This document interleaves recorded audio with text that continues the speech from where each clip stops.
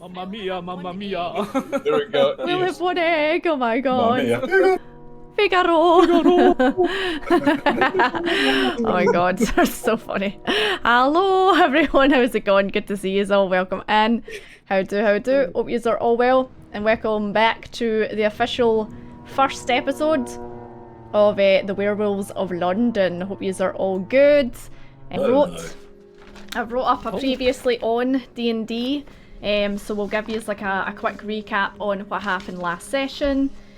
And then we'll dive straight in. He is ready. Seems like Breezy has redeemed to give a character a point of inspiration for Obadiah. Oh, nice. Oh, is it going Thank for you. Obadiah? There Thank you go. you.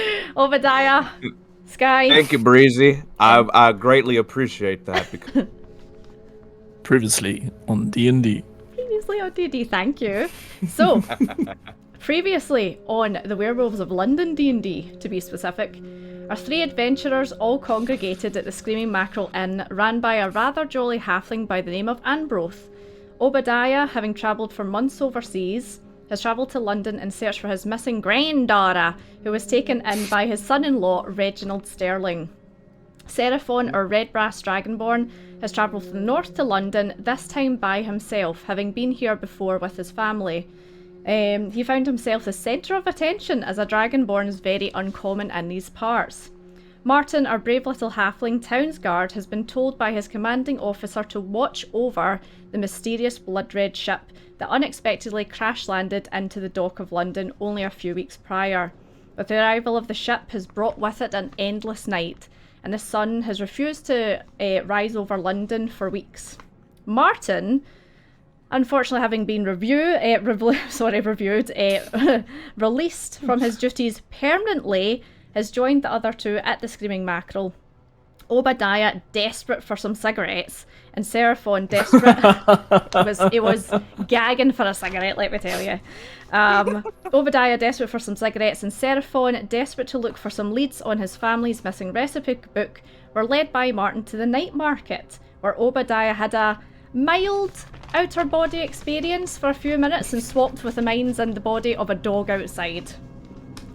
Very entertaining. Seraphon's keen eyes then spotted a dark cloaked and eerie figure floating through the cloud. Unfortunately for our 6'4", heavily plated Dragonborn, the figure also recognised that they were being followed and got the jump, or rather should I say the knife, on our scaly friend.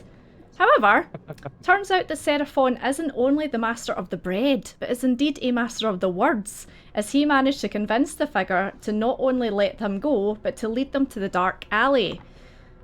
Dropping them off at the entrance of the hub of all illegal trade in London, the Snake Pit, the figure drifted away. Obadiah, missing his wife, looked after the figure and discerned, "That's one mighty fine woman there." Our three adventurers then were frisked by Puck and Fuck before entering into the depths. Remember the two ogres, Puck and Fuck? Yes. Yes, we do. We do. Our three adventurers were then frisked by Puck and Fuck before entering the depths of the pit and finding themselves face to scaly face with the leader of the London Underground, Seraph Grimlord, a jet black UNT. He was willing to trade information on the whereabouts of Seraphon's recipe book for a retrieval job. A large shipment of smuggled goods, much to Martin's disappointment, was due to arrive at the pit on the night of the arrival of the mysterious ship. However, amongst the chaos, the shipment was either stolen or has went missing. After agreeing to take on Grimlord's task, their adventurers headed back to the Mackerel to wait for Zolog, a half-orc that was known to work in the mines through the Forbidden Woods. He was looking for Dockmaster Dareth, who has been missing since the arrival of the ship, and is offering 100 gold reward for anyone who finds him. As our three new companions settled down for the sleep, some with them with their feet and half their body dangling off the edge, some had pleasant dreams and others had less pleasant dreams. And this is where we pick up our adventure. So, yous all wake up in the morning in the Screaming Mackerel. Martin, you've got a big cosy bed all to yourself. You've got room to roll around. Seraphon, unfortunately, your feet have been dangling off the edge the entire night, and Obadiah, your quilts are just a wee bit too short for you. That's fine. So, as you wake up, I would like you all to first off, before we do anything, roll an intelligence check for me. Okay, good. Thank you, Scotty. Because okay. I told the guys they have It's going forgot to be something. They have forgot something. So Obadiah, 7, okay. Martin, 14, okay, not too bad. And Seraphon, intelligence for yourself, please. Intelligence is... I just had a friggin' button. Where'd it go? Also, guys, let me know how the audio levels are. Can you hear the music okay? Can you hear me okay? Can you hear the guys okay? Someone in chat, let me know. Oh, is it just a saving throw? Yeah, that'll do. 8. Okay, so, Obadiah, you wake up and you're like, I'm definitely forgetting something, but I'll be gosh darn damn it if I can remember. Visceral, you wake up and you kind of have the same feeling. Seraphon's kind of like, glorious morning, but something's not right. Martin, you pat yourself down when you wake up after kind of like getting dressed, everything, go, something's missing.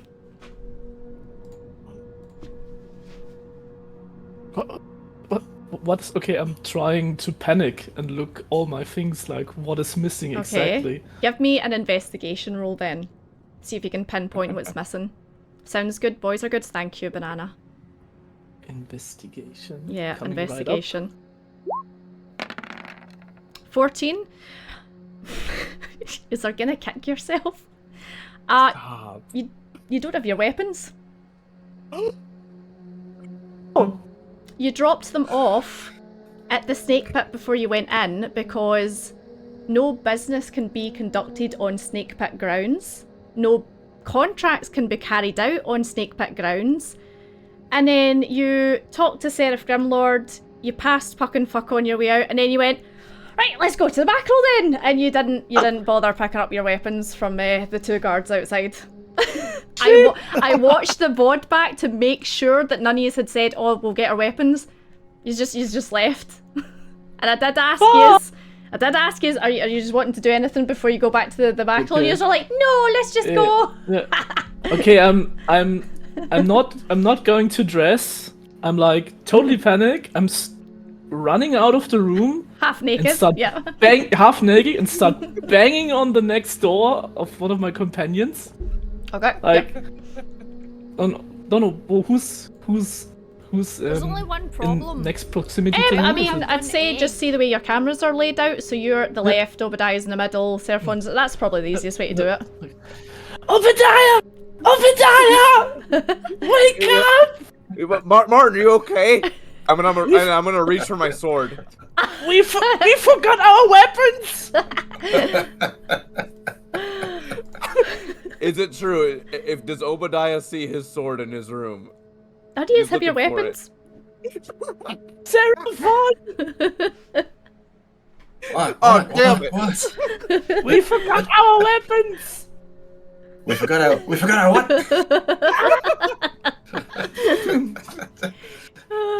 This is a double take.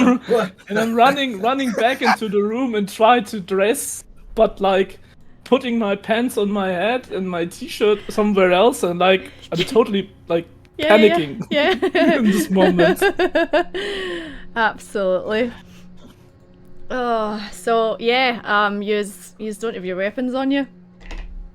I will dress too and be like, we already know what our first order of business is. We gotta go back now. Well, yes, but if we could break out fast, then I'm sure our weapons are in safe hands. Sure, we can break out fast. I think. And But what if? have our coffee. What if they're going to sell it? Yeah, or breakfast Maybe we on never the get go it is a thing. We could. Oh my god. You're just kicking yourselves. I am. I feel like an idiot. Jesus Christ. Oh, it's so funny. Thank God for that Martin saved us. Because everyone's just like walking up to our fight and it's like, and I swing my Yeah, fist. you would have potentially got into a fight and been like, and I'm like that. No, you don't. We're really lucky that we didn't get into a fight after we left the alley. Like, Yeah. what the That would've been fuck? very bad. We would be very tired. We were very tired that day. I think maybe that's why we forgot it. So, what Damn. time would you say everyone wakes up at? What time is this? Right before breakfast, so like maybe So 5:45. it was 6 or and 12, 6 and 12. Yeah. So Yeah. yeah, Mhm. that's fine. So you can smell some kind of mackerel-y, kind of scent coming from downstairs, and you can hear kind of like banging about and stuff like that. So you know at least Ambroth is up and about downstairs. Okay. I'm gonna go down. And I'll be like, Ambrose, Obadiah here. Can you make our breakfast to go? Can you like roll it up in some bread? To go? You want your breakfast to go? Are you in a hurry? Yeah. Yeah. We forgot time. something very Don't shoot important. Martin, don't say that. Okay. No, we didn't forget anything.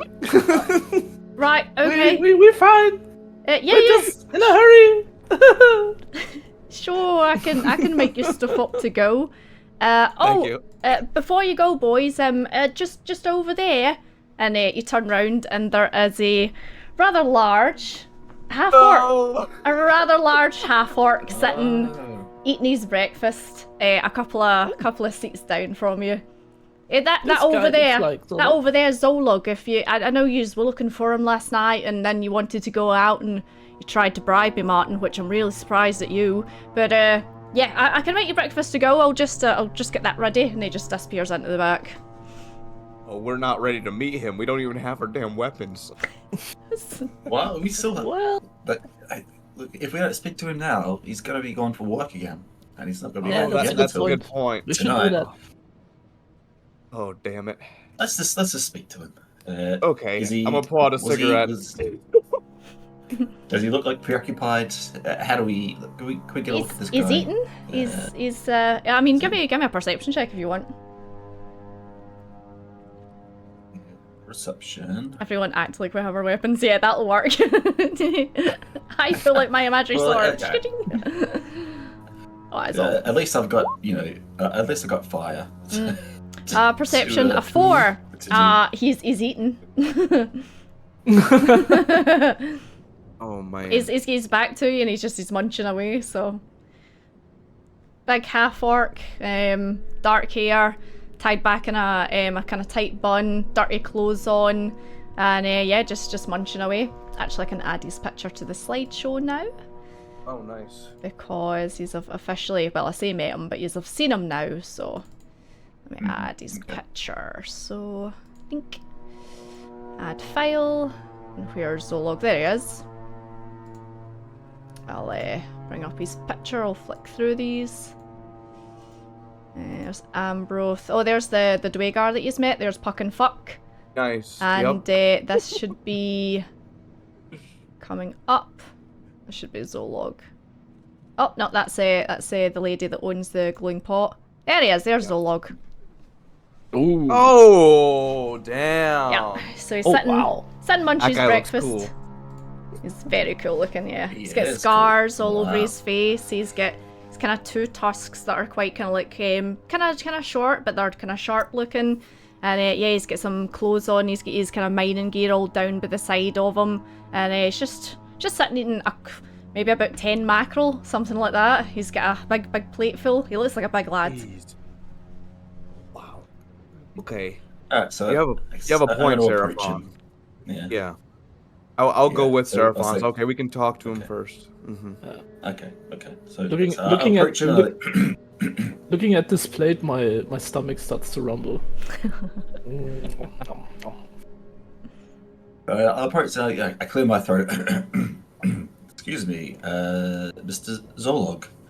he looks up at you. He's got a mouthful. It's just, well, I want to speak to you about. Well, I saw your poster to find Dareth. Well, really, would like to find out more and help you find him. Can we speak? He's eating. He's like, of course, friend. Sit down. Excuse me, I'm eating my breakfast.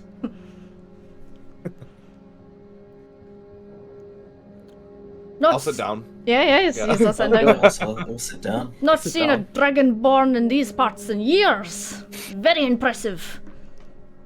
Thank you. It's yes. We keep to ourselves. The cities aren't, too commodious to their proportion sizes for us. The mountains is where, and regional areas is where we live. It's yeah, idyllic. You should visit one day to the north. Sounds lovely. So Yes, it is. you said you want to talk. Sorry, I do you mind if I eat? I have to get back to work. No, do what you have to. All right, and you just see him pick up pretty much a whole mackerel, open his mouth, and just slide it on down there. It's gone instantly. You'll have a healthy appetite. Thank you. Well, yeah, go ahead, Seraphon. No, it's fine. Obadiah, please speak. Okay, we're looking for Danith. So, yes, we're gonna help you find Danith. Because we have interest in finding Danith now. No problem, yes, I put a poster, you see, and, well, he's kind of my, a person I look up to. You see, when I was little Orkling, my mother, she threw me out of cart, and, no one liked me because of green skin, but, Danith look at me and he go, there is strong boy, strong like bear. So he took me in, give me job, raised me, and I work at docks many years. I recognize you, and he points at you, Martin, because that's kind of where your shift work was. But wages not so good, so I move and work at mine. Money very good, but also because very dangerous, not many people do. I mean, look at my face, and you see all the scars and kind of bits of his face that are kind of a bit scuffed. But good work. So man, and he kind of puts his hand in his chest and kind of beats it, and means a lot to me, but I cannot leave job, so I ask for help, and you look like help. Yeah, absolutely. We are looking to help. So just tell us everything you know, and we're gonna try and look for him today. Oh, immediately. today? Yeah, so, after this conversation. So he has a house, just, hold on, never eat shredded werewolf, west. he has house, west of dock, and, he meant to come home. I was cooking lovely dinner, and he never turned up, so I immediately get worried, and, then I see this big bloody ship, and he no come back, so I go to work as normal, and then I come home and house upside down, everything wrecked, no sign of Dennis, and that has been 3 weeks. Oh, dear. Maybe it's in relation, he's trying to stop those people from the ship to go on board, to go on the harbor. Because they crashed into the harbor, and maybe they got revenge on him. Oh, maybe that's the reason. He was not happy. Boat not supposed to be here, and he, very much organized. And yes, maybe, but he missing, and he never been missing before. He never misses dinner. So, dinner was at your house or Danith's no, house? our house. I live with him, but I stay. Oh, okay. I stay here just now because closer to mine, Okay. Right, I understand. I see. Oh, okay. Well, Solog, if you could explain, could you describe to Martin where his house is? And Martin, would you know the areas where Daneth might live? Sure, if Zolok's telling me the way, it should be no problem. Yes. Just go down to dock, turn west, walk along shore, and tiny crickety house just on water. Not very well decorated. Man has no taste. I try to paint, and he says, "Why you paint?" And I go, "Brighten the place up." And he's like, "I don't need it." But yep, I give you key. I give you key, and if you That would lose be key, nice. and if you take anything from house, I break your legs, okay? And it just says Deal, it like yeah. so matter of fact, you know. So he digs in his bag and pulls out a key and hands it over to you, Martin, because he knows you were a previous guard, so he kind of like trusts you and looks at the other two and he's like, it's okay. Martin thought about taking one of the macros in the moment where he's talking to the others, and in the moment where he says like, if you take something, I'm breaking your leg, he's like, Yeah, you look this guy over and he's like, you know, bit taller than Seraphon, huge, like, you know, massive, and looks as if he could take his in a fight, no problem. Well, that's a good start. You'll be here every night, Zolog? Well, maybe not every night.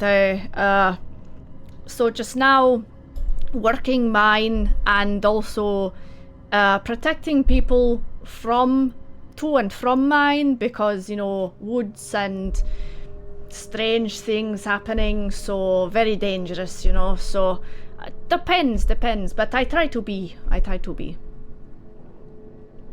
Okay, good. And you were late in last night. Was everything okay? Last night, travel from the woods, very, very bad. Two men. what happened? Oh, so you know the woods. They have creatures and strange things, and always been there, and no problem. But with the night, like always, they get angry. You know, like Okay. more angry than usual. You know, you go into a bear's house, he's like, get the fuck out, and then attack. But now you not even in bear house and he angry and attack. But strange. Two men attacked and very bloodied, you know. So I don't know what's going on, but something to do with moon and crazy animals going more crazy. It's no good. No good. Oh, be careful when you go to the mine next time. Thank you. I will. Yes, please. May Fornax watch over you in the evenings and in the dark. Dear Zolog. Thank you. Your Such name? ease. Sorry, I never caught names. Oh, I'm Martin. Well, Yes, and I'm Obadiah. Hello. Hello. and I'm Seraphon Herthoven, Baker of the Clerics of the Twilight. A pleasure, Zolog. Nice to meet. And he extends his hand to kind of shake everyone's hand. Yeah. Right. I finished my plate. I need to go sleep, rest. Shift coming up, but catch you hopefully back here later, maybe. Good luck, and don't touch any of my shit. No, of course not. Zolog, why are you here, please? And while we're here, and we're here in the morning, and we're breaking our fast, please let us join in our. I'd like you to join in my daily a prayer to Fornax to bless us on this day. Do you mind joining us? Sure. Yeah. So, so I take out my amulet, my sigil, and bless our hands as we need in shape. Grant us skills as we bake and create. Infuse our bread with your sacred glow. Fill our hearts with joy we bestow. With each loaf baked and every meal shared, may your presence be known, ever cared.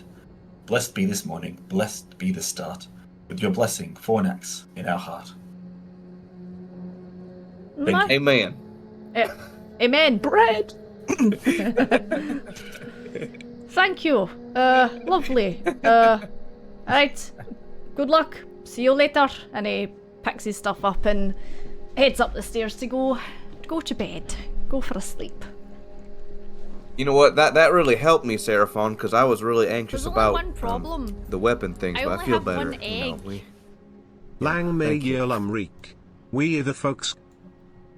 Oh, we'll be fine. I'm sure our weapons and our tools are fine where they are. We can, it's strange to say, but I think we can trust in thieves on this occasion. But if we are going to investigate the house of the Harbor Master, we should get our weapons back. We never know if we need it. Like, Absolutely. Yes, I think so. It's a bit dangerous, like now. But it's getting worse the day of the day. Yep. Okay. And also, Well- I wanted to ask if it's okay. I need a new bow. Maybe we can look. Maybe we can look for a blacksmith or something, or a carpenter where I can purchase a bow. Okay. I'm sure. Yes, absolutely. We'll keep an eye out, man. Thank Yep. you. Cool. So as you are all sitting having a wee chat, Ambrose comes out and he's got just some kind of brown paper that he's wrapped up your breakfast in. So it's just a couple of bits of bread with some mackerel in between it. And he's like, right, here you go. Just a little copper each. Okay. Okay, thank you. Thank you. Tino? Like him a copper. Yep. Tino. Hi, Tino. I give it. And aye, that's you. You've got your food, your takeaway. Good. Thank you for wrapping it. This is exactly what I was thinking of. Oh, no problem. Had a couple of pay-pass for that before. I've always got a bit of paper lying around. You're my favorite, Ambrose. I appreciate you. Oh. All right. Sorry, that came off more awkward than I. Okay. Oh no, it's We fine. should go, guys. Oh, I think he likes you. you see Ambrose just gonna go and then head back towards the bar. Just made an old man's day. Oh boy. Oh, dear. Okay, Alright, should we so- start walking then right over to the snake pit? These boots whisper are it. made The for snake walking. Brisk pace, perhaps, like a light jog That's to a hard what walk. I do. So, as you exit the Screaming Mackerel, it is once again pitch black outside, even though it's maybe like about 7 o'clock in the morning at this time. And again, you can see the kind of red ominous glow coming from the south from where you know the red ship is. And streets are pretty quiet this time. There's only a couple of people kind of milling about, either getting up to go to work or maybe to go buy a paper, but apart from that, it's pretty dead. So probably doesn't take you too long. So an hour to walk through Old London. Then you need to go through the night market, so another hour there, and then the snake pits maybe. So you're probably about, what, like 7, 8, 9, so about 9:30 by the time you get to the snake pit. Okay. And it's pretty quiet. Doesn't seem to be anyone around. Should we knock? Oh my god. Well, is there any people in front of the weapons door? Nope, and it seems to be locked. Oh my gosh. Martin is trying to knock, like with his tiny hands. Starts knocking at the door. Hello? Let me roll a dice. See if anyone hears you. Yeah, okay. So, wait for a wee minute and you hear kind of like scuffling inside. And then the door's unlocked, and there stands a rather sleepy looking, Duragar. that you met the last time, the bartender, and he's like, hello, hello. We forgot something here. Hmm? Last time we've been there, we forgot our weapons. You forgot. Oh, you forgot your weapons. Yes. I'm sorry. That's silly of you, innit? Yeah. I mean, We're really sorry to wake you up. yeah, I mean, I normally work the night shift. I wasn't expecting anyone to bang on the door. Yeah. Oh, what did you leave? I left a crossbow and a utility knife and a dagger. That's what I left. Anyone else left anything? A light crossbow and a warhammer, perhaps. Warhammer. I sheepishly say I did. Yes. I did have my utility knife, but I didn't give over. I sheepishly, a bashful second. Sorry, it's Brave boy sneaking that in here. Yeah, and me, I left a longbow, a longsword, shield, hand axes, shovel, crowbar, hammer, light crossbow, and ammunition for all that. Right, okay. Right, each of you give me a persuasion check. No. This man is half asleep. I'm really... Oh, Vessel at 2. 13. And Martin, a 5. Okay, so 2 fails. Oh, okay, so he's like, right, okay, wait here, and he kind of closes the door and shuffles about a wee bit, and you're waiting outside for a wee bit, and eventually comes back, and he's like, I think this is all it, and hands it over to you, and Martin, you get, what were you missing? Sorry. A crossbow, a dagger, and a utility knife. Okay, so you don't get your dagger back. Okay. Let me see. Obadiah, you get all your stuff back, and Seraphon, you were your warhammer, your shield. What else was it? So I had I put down my weapons. Yep. Weapons, warhammer, and a light crossbow. Okay. Only. So you don't get your crossbow back. But he's like, Oh, but there's some stuff missing. What happened to the other stuff we mentioned?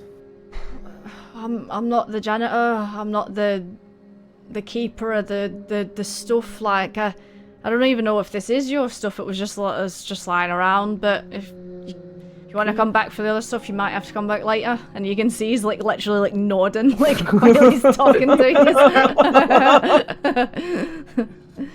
Okay. Oh, okay. Yeah, we'll return when we finish the master's task. So hopefully then we can get our stuff back. Oh and yeah, give it some took time. on a job. Yeah. Yes. Okay. Goodbye. Oh, We should let him. Good night. oh, it just closes the door over. Damn. Seraphon, do you want to hold on to my crossbow for now? Yeah, I could. Well, I'll tell you what. I'm not one for my crossbow, so why don't you hold on to it? Okay. I could always just, just apart my hand and shock, and just, some like flame that starts to emerge. Just like I can always just, Did you flame drill some people. did you all get your stuff back, or there's something missing? I'm fully accounted for. My dagger's gone, it seems. Oh. Nelson, you want- Did you get everything back? I got the crossbow back at least. That's something. Do you want a hand axe of mine, Martin? I have 2 of them. The problem is that's a very nice gesture, but your hand axe, it's going to be a battle axe for me. Because it's a bit too big. With the size of you, But Martin. thank you. But thanks a lot. Okay. I feel Yeah, bad. well, why don't you take my utility knife? If you don't need it. No, it's fine. You Oh, just thanks. take this. I'll pass that across to you. Oh, wow. Thanks. Yep, you got yourself a little great sword now.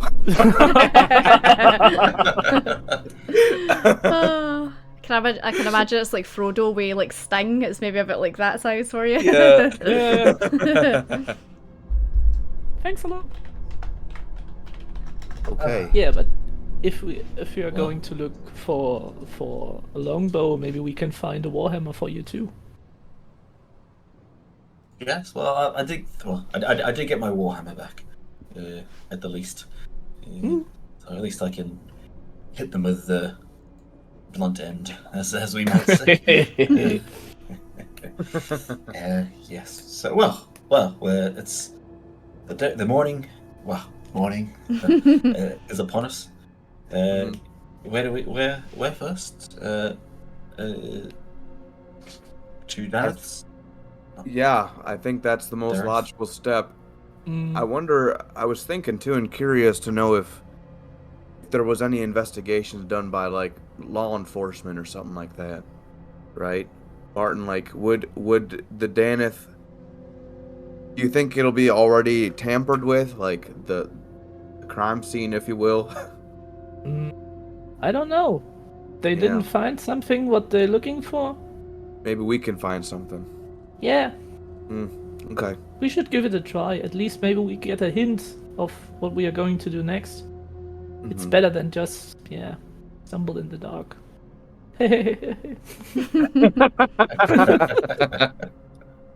Literally. Alright, that's good. Well, Martin, you should lead the way. You know the streets. You know. All right, The let's best follow way to go. me. So, what's your marching order? I think I'm going first, like, if I'm going to lead the guys. Yep. So, And who's going at the back? I can be in the back. Cool. Okay. So he's just going kind of towards the dock, and then gonna try and follow Zolog's instructions. Yeah. Yeah. Cool. So you know your way, kind of like back and forth now, from the alley through the night market and then Old London back to the dock. And how close are you getting to the dock? So you've got if you remember correctly, Screaming Mackerel's kind of up the top of the hill, and then the hill kind of like crescents, and then you go down the hill, and then the dock's down the bottom there, and the ship is kind of pushed up against the dock, a wee bit onto land. So you're, if you're up the hill, you're a wee bit away from it.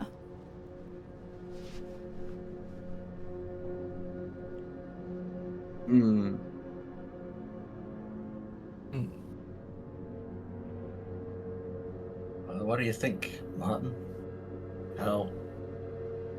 What's our vantage point? good question. So I Zolog think had. we should try to be away from the ship as good as possible, because we don't know what's on there. Sooner or later we are going to investigate the ship, I think. But right now I don't think we're ready. So Zolog had Yes, I told think you. so. Zolog told you kind of keep to the west side of the waterfront and follow that along, and you'll find a wee rickety house, he says, along the way. Yeah, so we'll go keep west on of the dock. west side. Yeah, and we'll keep on the west side. West side, perfect. So, West side. with your marching orders, Martin and Seraphon, can you two give me perception checks, please, as you are travelling along? Ooh, Seraphon with an 18. Bop, bop, bop, coming right up. Nice. Martin. 13. Okay. So Martin, you're kind of keeping an eye out, and doesn't seem to be a great deal of people, or any for that matter of fact, now working along the dock / the shoreline, which is really peculiar because this is a busy working environment. There's fishing boats that come and go. There's touristy kind of boats. There's always people kind of just either here for leisure or for work, and there's nothing. It's just totally abandoned, and it's eerie. You're walking along the kind of close to the shoreline, and it's just pitch black. And the only light you kind of have is the light coming from the moon, which is shining down, and it's leaving this kind of silvery reflection across the water. Seraphon. If I would draw the crossbow at this point when I realize it's really quiet and it's really dark. I would draw the crossbow and carefully advance. Perfect. And Seraphon, with you kind of like watching everyone's backs, you kind of keep on periodically turning round just to kind of keep an eye on what's happening at the ship. And there doesn't seem to be a great deal of movement coming from it. You can see a couple of figures moving kind of like on top, but you're a wee bit away, so it's not clear enough to see what they look like, but you can just make out the shapes. However, as you are travelling kind of close to the water, and you've got the kind of slightly wooded area to the left-hand side of you, so the water's on your right, the woods are to your left. As you're travelling through towards the house of Dereth, you hear a kind of coming from the woods. Oh no. So I'm just gonna. So, am I the only one that hears this? Yeah. Good with my. So I'm gonna put a hand on. Obadiah's in front Martin's of you. shoulder. Yeah. So stop. And Okay. just give like a quick, like to get Martin's attention. I was like, do you hear that? I'm trying Sound to ahead. listen. Something eating, chewing? Chewing. But it's not my stomach. I can be sure of that. I try to listen closely if I'm hearing anything. Yeah, if you want to give me you can either do survival or perception, whatever you fancy. I would try perception if it's okay. Yeah, go for it.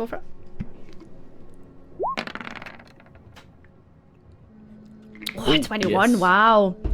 So you can hear in the woods a kind of like crunching sound as if something is very, very softly walking on kind of like leaves. You can hear just the kind of the soft kind of like steps, and then it stops, and you also hear the kind of like a kind of clicky kind of guttural noise.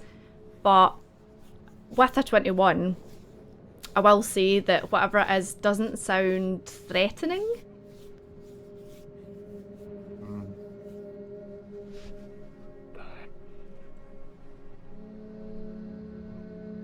I'm pointing in the direction where it's coming from. It's something from there. There's Okay, just on. Okay.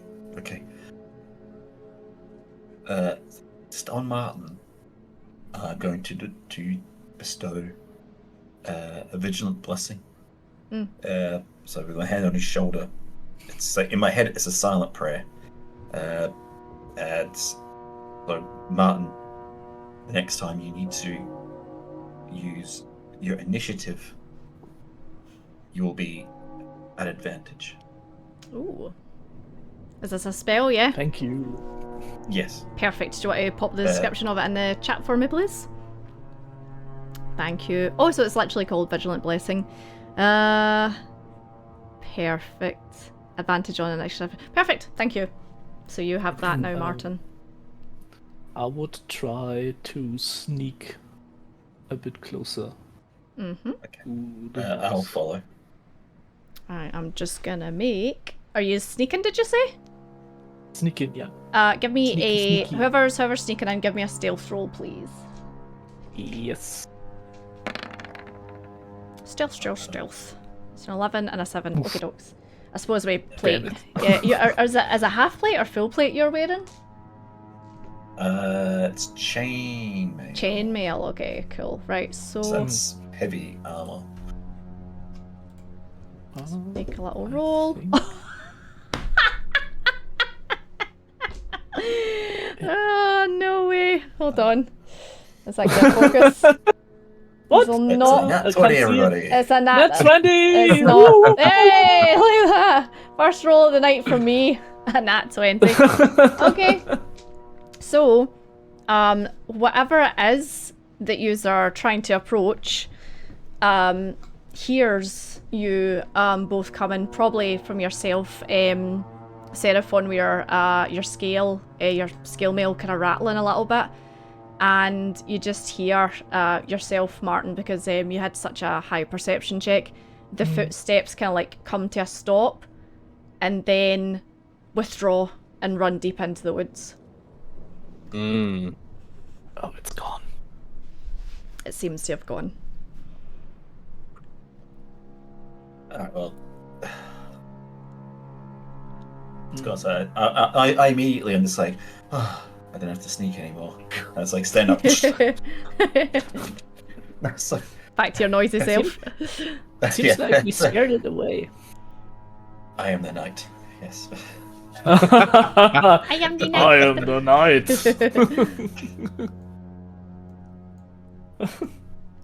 Okay, Well, let's continue. let's carry on then. It's interesting though. Martin, have you heard of anything like this in your No. travels as a guard or as in your youth where you grew up? Interesting creatures. No, I mean, no. I mean, it sounded like because it moved very, I would say, stealthy in the beginning, and then it ran away.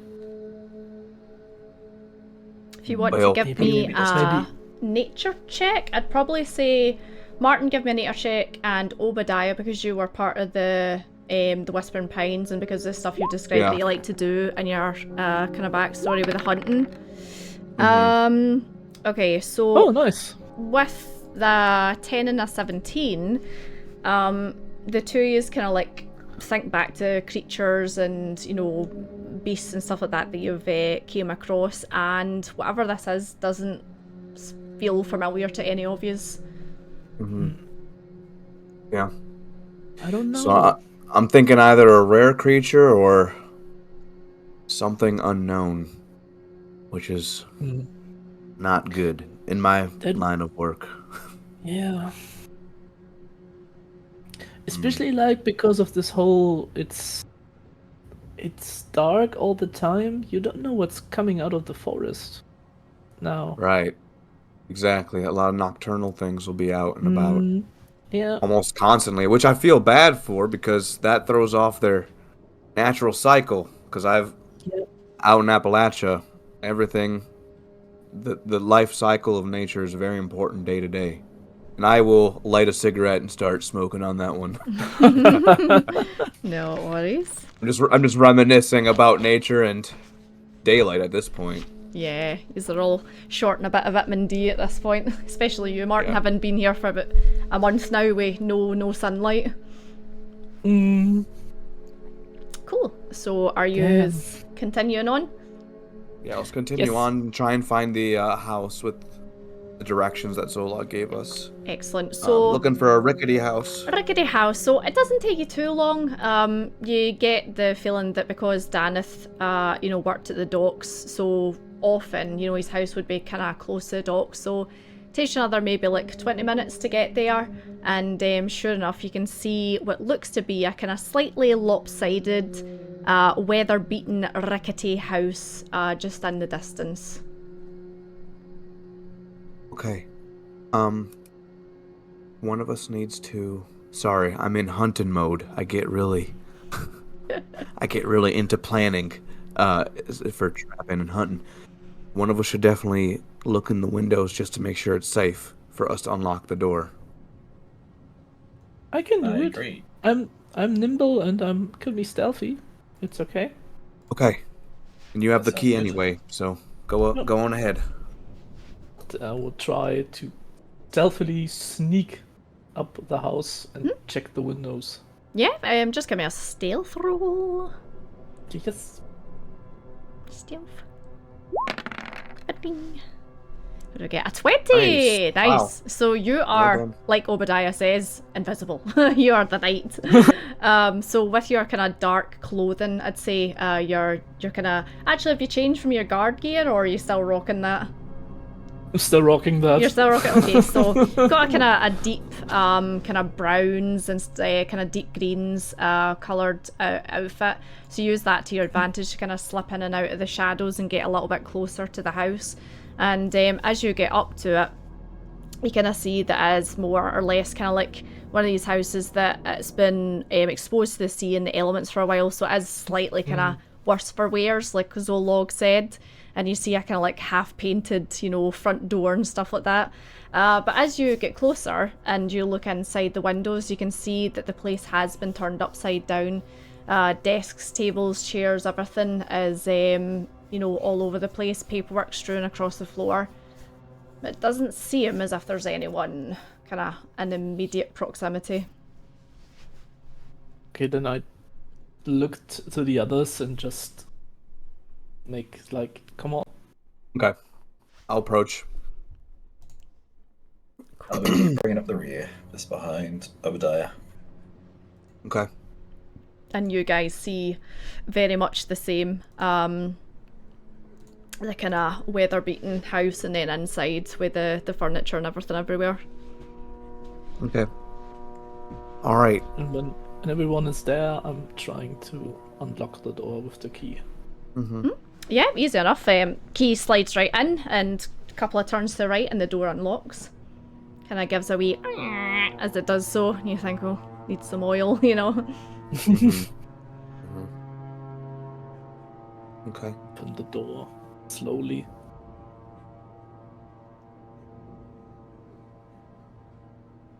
We go inside? Yeah, we go inside. Okay. I'll say be careful not to step on anything, I guess. Try not to disturb. So this seems like a small, humble, kind of working man's house by the looks of it. It is a single-story building, and what you walk into is like reception and living room, and then at the back, kind of left, there's like a really small kitchen with just like a coal, like kind of burning stove, and then by the looks of it, there's a couple of doors to the right back hand side, but it is completely dark in here. There's not a peep of light, so you'd have to either light a torch or one of the Bunsen burners or an oil burner, to kind of get a good look around. Okay. Yeah, I'll light, I have a hip lantern with oil, so I'll light mine up. And kind of, hold it out in front of me. And then, just to be safe too, I'm gonna hold out, I'm gonna pull out my crude, iron sword out too, so. Just in case. Just in case, yeah.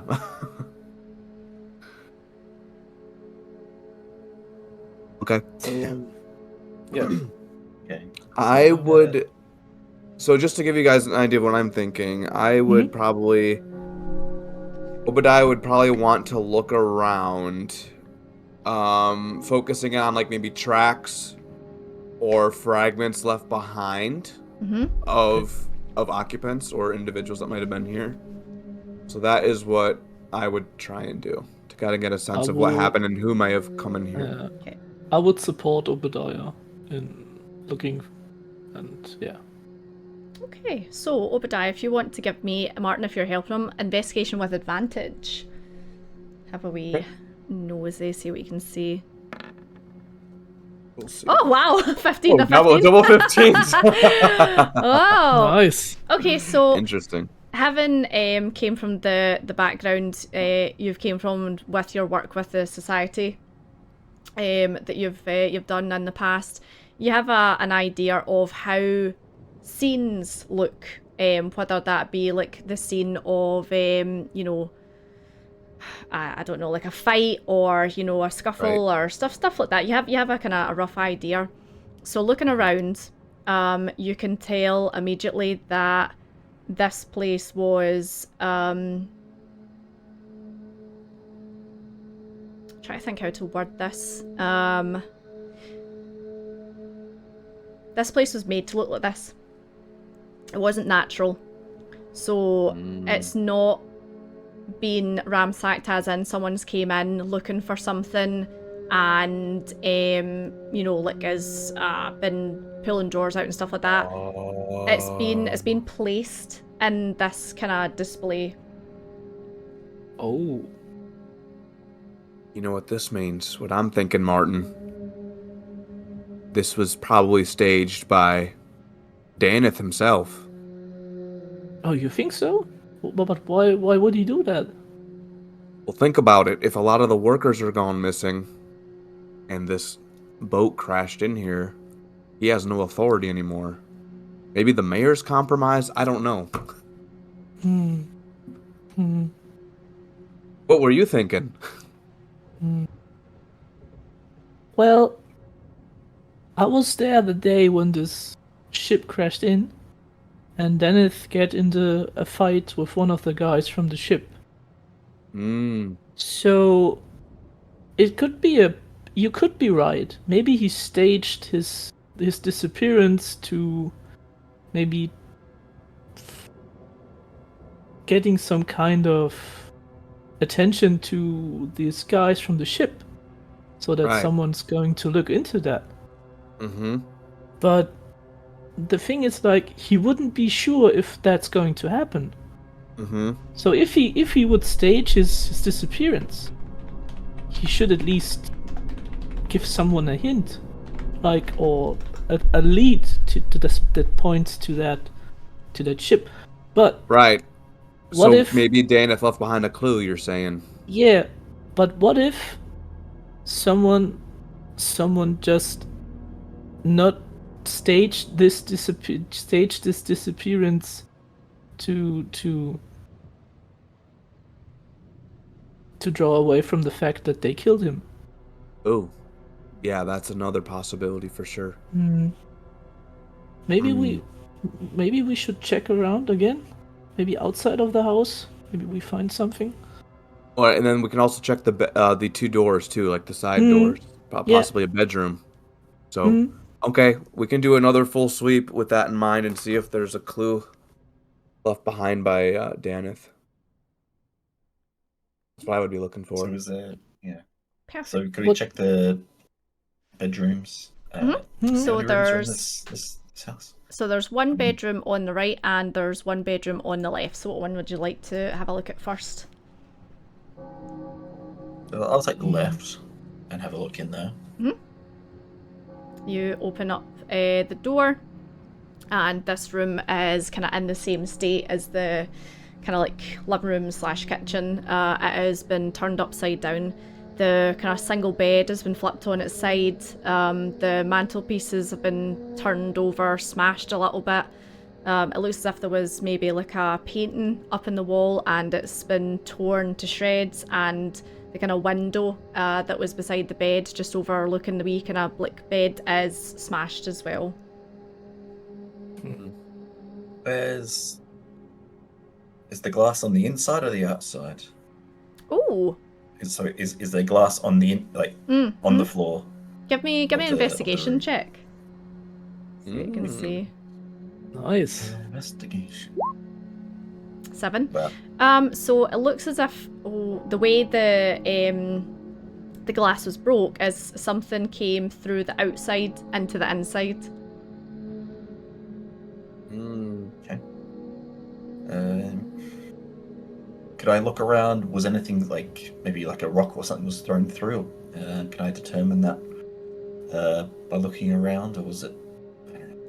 With a Can I 7. determine how it was broken?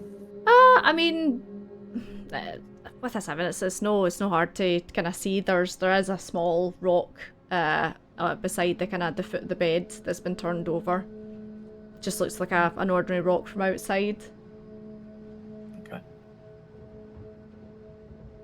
So the window was broken in, so I can assume either someone came through the bedroom window or broke it deliberately as a diversion or something like that. Does it look like anything could be missing from the room? Next door, maybe? Or not here? Sorry, Tino's just asked me where the cats are. Sorry, what was that, Visceral? I was going to see if I can determine if anything might have been taken or is missing from the room. Yeah, give me another investigation roar. Investigation roar. It's because I read Cham's roar. And Cham. Oh, God. Your mum and dad? I should not be an investigator. I'm not smart I enough. can't just now. Yeah. Sorry, my mum and dad are at the door. Investigation roar. A 2. I mean, you've never been in this man's house before. It's hard to tell what, Yeah. There's a couple of socks lying on the floor and, but you're just like, I don't know if anything's missing, So it's like, Yeah, you're just like, yes. meh. Martin and Obadiah, are you looking in the other room? Well, I was gonna actually ask Seraphon to look at the rock, if there's anything on the rock that was thrown in there. Yeah, I'll pass it to you and have a look. I was like, I'm not plus. I'm just like, I take the lantern and I'm gonna take the lantern and get a closer look at the rock, see if anything special about it. It's a rock. Damn it! It's just a rock. You're like, Drop that's a it. mighty fine rock. Well, Yeah, I would. I think I'm looking at things too deeply. I would Let's go open into the door. other room, Martin. You can Yeah. lead the way. I'm just gonna help it's a Martin with pebble. whatever. Yeah. Okay. That's a I pebble. would Quite open thrilling. the door. I would open the door of the other bedchamber. Okay, so opening the door of the other bedroom, this room's been undisturbed. Everything's in its place. There's a small bed up against the kind of same wall as the one in the other room would have been. A couple of chests or drawers. There is a rather large poster on the wall behind the bed of a scantily clad orc lady, shall we say, painted. Stop it. Yes. Oh, this is Zolog's room. Maybe. This is Zolog's room. Oh, I think we shouldn't touch anything in there. She's kind of like lying on her side with her hand up, and kind of like it's just her other hand's over her boobs, like just giving it. Draw me like one of your French orcs.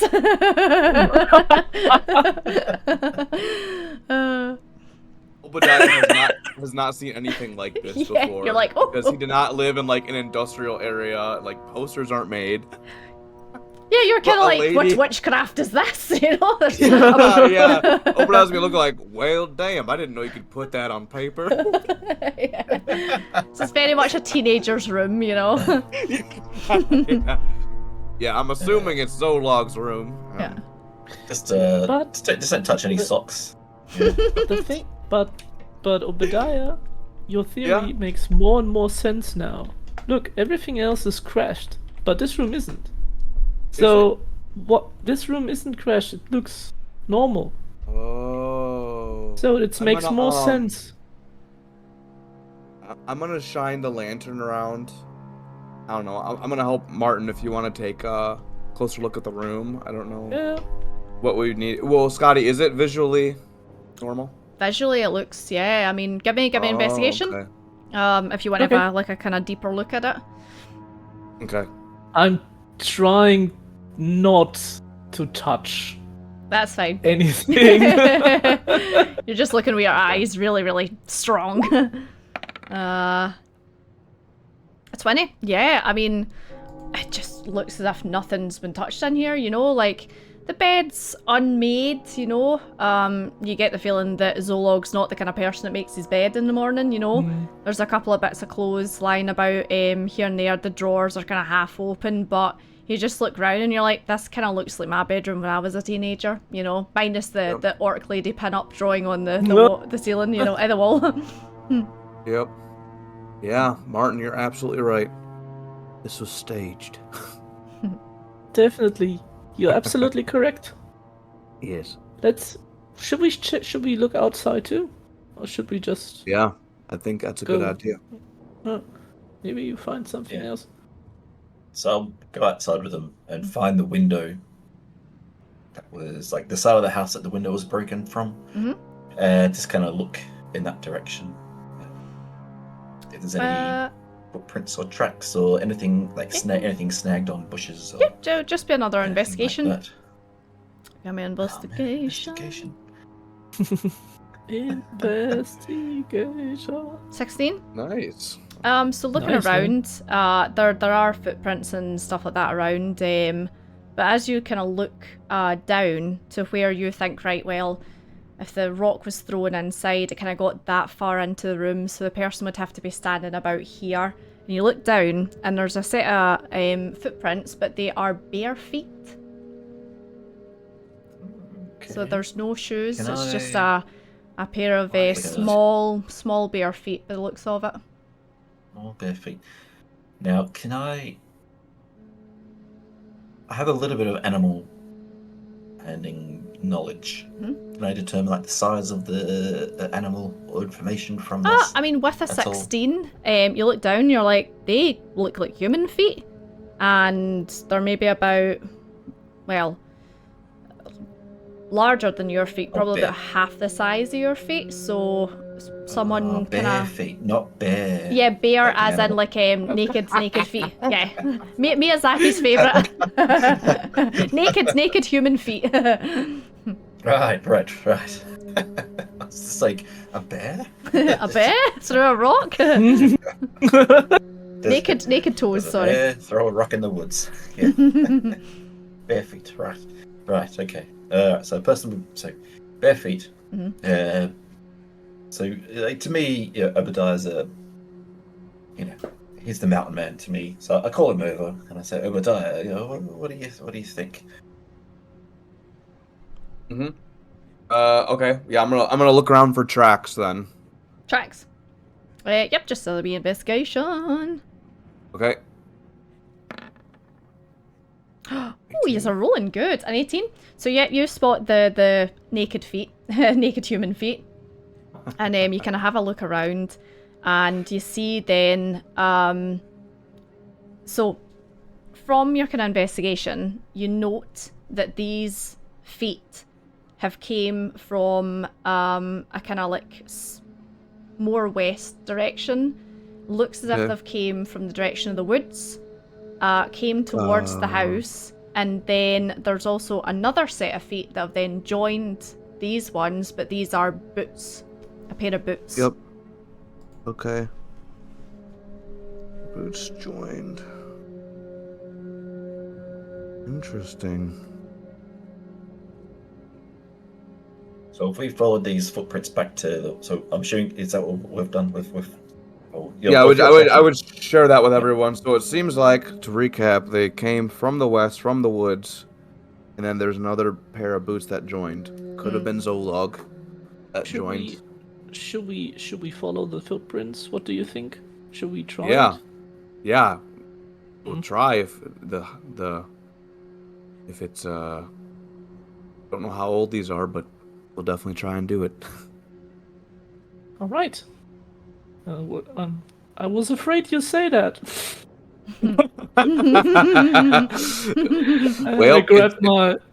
I grabbed my crossbow a bit more tighter. Yeah, it's it's 100 gold on the line though. That's why adventurers are paid the most. It's dangerous, but very rewarding. And yeah, I'll try and keep tracking through the woods then. If the rest of us are good to go. Okay. Perfect. So marching orders. I think I'll go first, and I'll have my longbow out. So, yeah. I'm gonna check something very quickly. Uh-huh. Give me a second. Because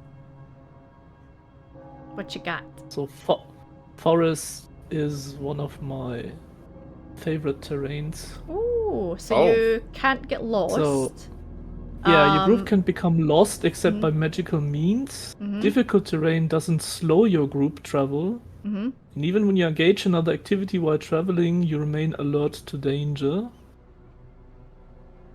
Okay. Cool. While tracking other creature, you're also learning the exact number, their size, and how long ago they passed through the area. Is that only for your favoured enemy, or is that for any creature? That's just for the favorite. That's just for the natural explorer for forest. That's just for the forest if we're going Okay, cool. through the forest. Hey, Marble. Perfect. Can you post that into the chat? Just Sure. so I can have it there. Difficult terrain doesn't slow you. Can't become lost except by magical means. Even when you engage activities, traveling. If you travel alone, you can move stealthily at normal pace. Foraging food you find twice as much while tracking other creatures. Okay. I am going to...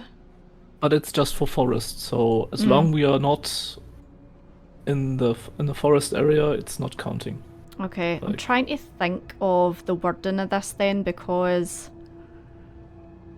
right, okay, that's fine then. Cool. Okay. Right, so marching orders, Obadiah, you're first. Who's going middle and back? I'm just gonna like. I'll put Martin in front of me. It's like sugar him in so he's in the middle. It's like otherwise you won't have any. You won't be able to see. My friend. Thanks. True. And at least if something comes from behind us, it's not me that's going to get hit. I mean, yes, that's fine. Totally okay, let's go. So Martin, you're in the middle, yeah? Yeah. Okay, Obadiah, describe to me how you're traversing your way through the woods then. Yeah, I will just try and yeah, I have good like survival skills, so I would just keep trying to follow the footprints for the most part, and seeing any like disturbances like at my height level as well. So I'd kind of be like going low to high, yeah, trying the best I can to look, Perfect. see where they see where the footprints lead. Give me survival then, if you're more tracking than like Yeah. investigating now, because you know what the footprints are. But you're Okay, and I will use the inspiration point from Old Man Breezy. So excellent. I'm gonna roll this Nice. with advantage and knock off my inspiration. Vantage. Oh, well. Okay. Cool. So yeah, you're traveling through the woods, and as you kind of cross over from the kind of dock area, so the dock and where Dana's house was and everything, it's not like kind of sand, like a sandy beach or anything like that. It's more mud, you know. So it is clear. As you're kind of getting towards the woods, you can clearly see the footprints, the kind of the naked feet and the boots.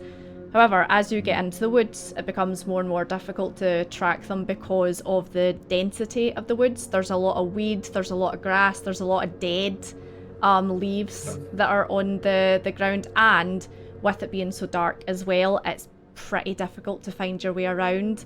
And you get in and you feel like like just this weird feeling, you know, something just doesn't feel right, and it's pretty much impossible to keep a track of these footprints. You see kind of like random ones here and there, and then by the time you get a wee bit further in, you can't really track them anymore. Okay. All right, you guys, this is as far as... It's getting tough now out here. So this is as far as the tracks will kind of take us. I just have to kind of search a little bit more in the general vicinity. See if we pick up anything else. I'm just gonna make a roll. Uh-oh.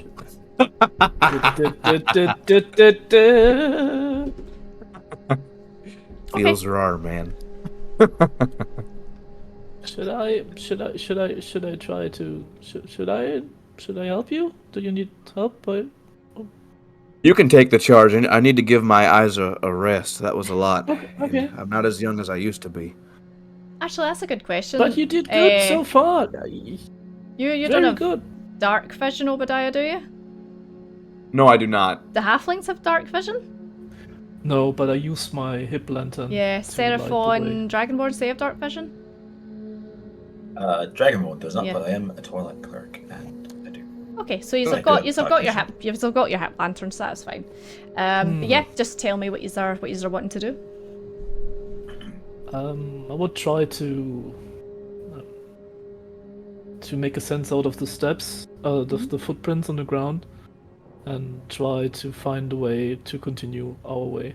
Like, Perfect. So with that would be survival as well then. so if we are already at the forest, or are we Yeah, just you're in the forest now. Yeah, you're Okay, good. so- Maybe I don't know. Okay, so my 20 proficiency PM? bonus for the survival check is doubled. Mhm. And let me just roll. So just to keep in mind that I count survival here. So what's the number you're adding onto this roll for your proficiency bonus then? Oh, so if it's just survival, then it's not proficient. I'm not proficient in survival, so it's just a normal roll. Just normal roll? So it's 4. It's a 4. Yeah. Same as Obadiah, you kind of have a look around and the footprints just kind of stop making sense, unfortunately, after a while. Hey, can I have a look? On you go. Instead of interest, I just like saunter across and just like. So yeah. Martin stands and looks at the ground and just scratching his head and is like, At this point, I can't make any sense out of this footprints. It's like, damn.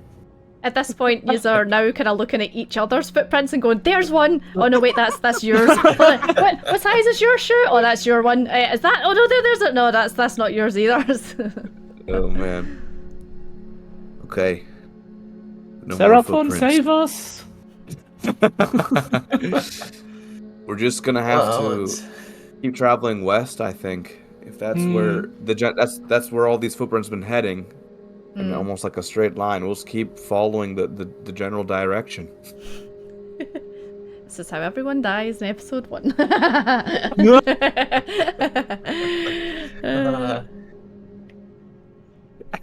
How much time has passed? Oh, right, so you left the Screaming Mackerel about 7, and then travelled through London, travelled through, Night Market there, so 7, 8, 9, 10, and then probably about 11 o'clock, 12 by the time you got to the house. So I'd probably say it's about 1 o'clock in the afternoon now. Mm-hmm. Okay, that's fine. Well, should we? Well,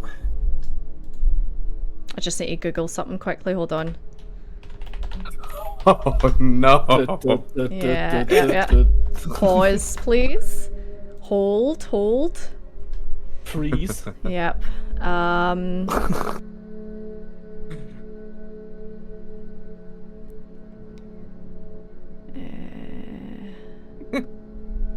Okay. I need you all to make a wisdom saving throw for me, please. Oh no! Oh whoops! I accidentally rolled with advantage. So the first one's 17. All right, no worries. Yeah. 15. So wisdom saving throw. All right. Google's TPK in first session. Absolutely not. Okay. I rolled a 13. Martin, you, as you are kind of like looking around and getting lost at this point and traveling around in circles and everything, you feel what can only be described as a cold hand rest on your shoulder, and you kind of like freeze and kind of bolt upright for a little second, and then you hear this unknown language spoken in your ear. What is your languages, Martin? What can you speak, or what do you understand? I can speak Halfling and I can speak Common. But it's the only 2 languages I can speak. Just the 2. I thought with Ranger, do you not get another? You can pick with... Probably. Yeah, I think there's one more. One. That's fine. Okay. Well, to be fair, I don't think you'd understand what this is anyway. So No. you hear this kind of like guttural, almost animalistic speech in your ear. However, it kind of like registers, and you kind of you translate it in your head, even though you don't understand what the words are, and you suddenly go, right, okay, we need to go eat lunch, and you just start heading back to the mackerel. Martin. No. Bye. Yeah. You're just like, no, have to go, get food. Time for lunch. Dana says 6 and 12. Oh, we've already missed that. I just say, there you go. Whoa. Martin, what's wrong? Martin. It's like hustling, like shaking and shuggling and, clanging. Oh, that's it. You should get the language of your favourite enemy. That's it. Although, I think you've picked it. It's from one of the... So you don't have... one of the optional things. I Yeah. don't have this additional language. Yeah, so it's not a favoured enemy. It's like you get specific bits of information from different ones. That's what I was thinking of. So yeah, you're just overcome by a massive urge to go and eat mackerel, and you must go and eat mackerel.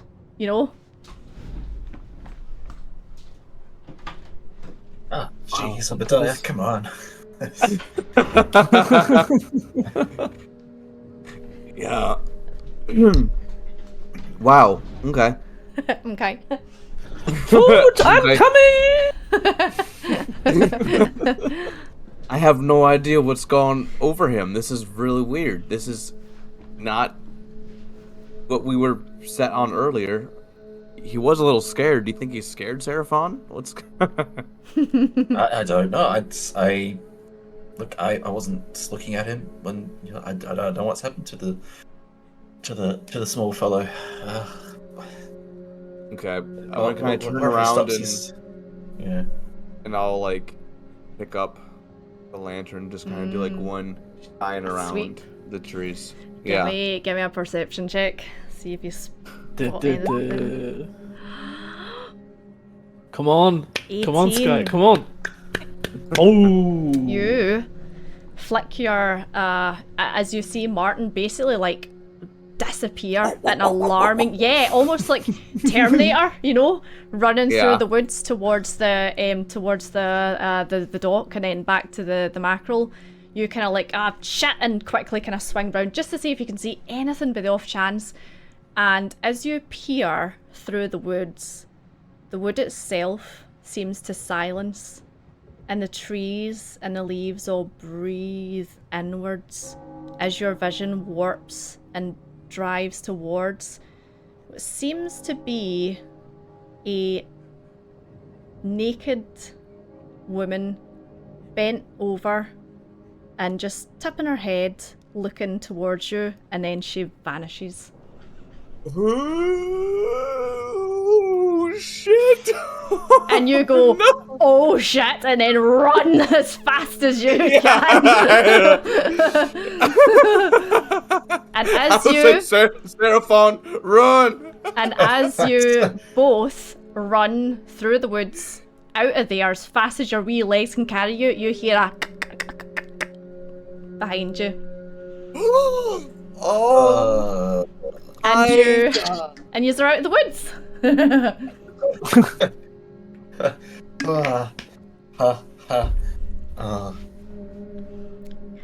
You survived. Sweet fancy praise Fornax. Do we have any intimation as to what that sound was at all? You can give me a... man, what even kind of role would it be? You tell me, you've heard the noise, so you tell me what information you're trying to draw from that noise. And then that'll determine what kind of role I ask you for.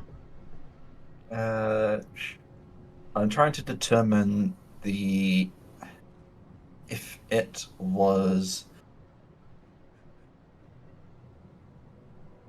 my character. It's not so much that I heard it, but I want to understand what the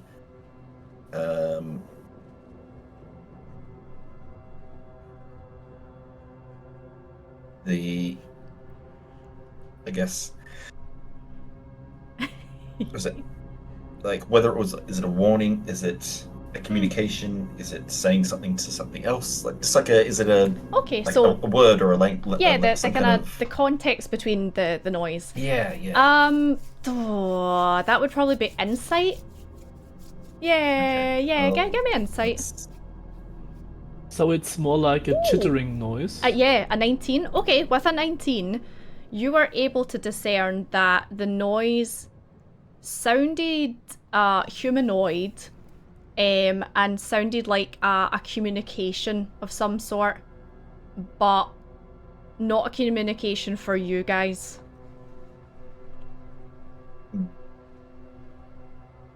Okay, that just makes me even more worried, really. So I'm just like, it's gonna quicken my pace. Just like, okay, that's not good. Let's just lunch is a good idea. Let's.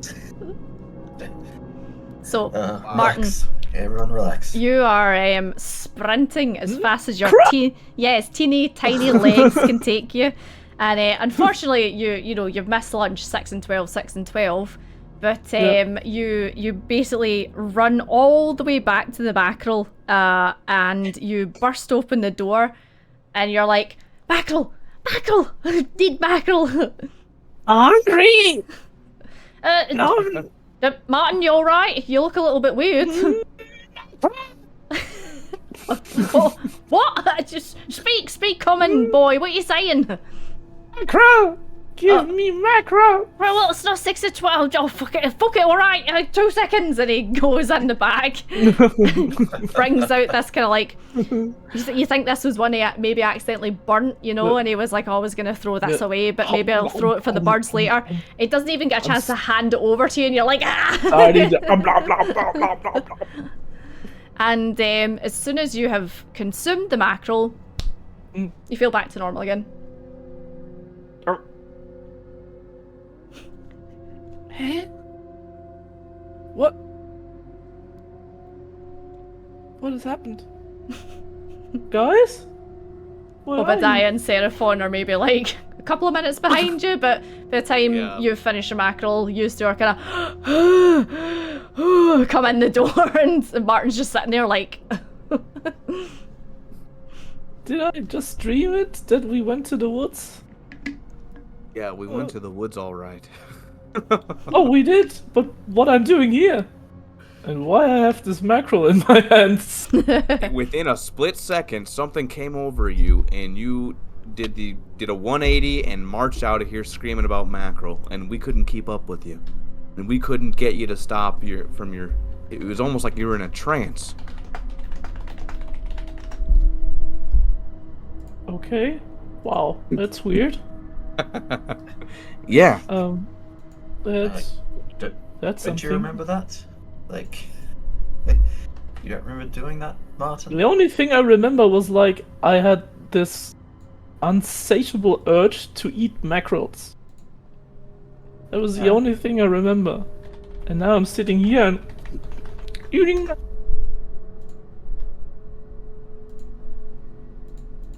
Periana! Well, you seem okay. Thank you for the read. Do you feel okay now? Yeah, I'm fine. But I'm sorry that I left you behind. That's, well, fine. The things come over us that break us and send us on our way. I'm sorry that it's happened to you.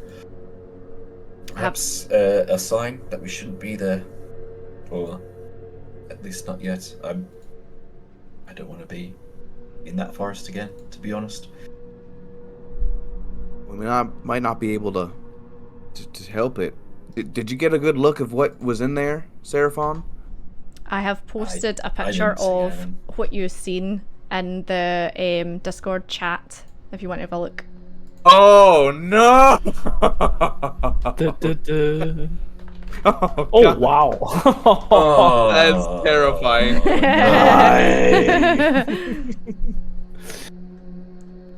Yeah, I will Oh, she looks very describe trustworthy. that because No. I saw that in a split second. There it is. There's on the slideshow for everyone. That's what Yeah. that's what Obadiah's saying. Ooh, spooky. Yeah, Oh. that's it was terrifying, and I think that's what told you to get out of there, Martin. That makes it a very powerful creature. Okay. And some Damn. kind of omen. Did you hear the scream? That wasn't just a scream. That was communication. So it was like a clicking noise you heard. Yeah, it's intelligent. Oh, clicking noise. The thing we heard sneaking at the harbor. So putting two and two together, whatever you heard in the harbour that Oh my was gosh. watching you and scuttled away was what you heard and seen, Obadiah. Oh my gosh. So It was stalking us for like the last hour. Something was watching you. Oh, wow. Oh no. Oh, I'm so creeped out. Give me the heebie-jeebies. Yes. Listen, Seraphon and Martin, how familiar are you with those types of entities? I'll like think about. Can I do a religion check to see if I can, scour my thoughts? Any kind of phantoms at all? Yeah. Give me a religion check then. And 17. Oh, nice roll. So Could it be just an old druid? Maybe we saw an old druid? Yeah. Maybe? So, with a 17, having studied religion, not only your own, but maybe in your spare time, just kind of thought, oh, I wonder what, this god does, and, and have a kind of like a read through different ones to pique your curiosity. You've heard... So, this isn't more... this isn't like a religion thing. It's more of a kind of folk-tale-y kind of thing, but with you being from the north and in a kind of more kind of rural area, you've heard of people speak of awakened animals, sacred grounds, witches, beasts, things like that. So you get the feeling that whatever this is maybe more in line with that than, religion and the kind of industrial side of London and stuff like that. Especially considering Obadiah was like, it was naked,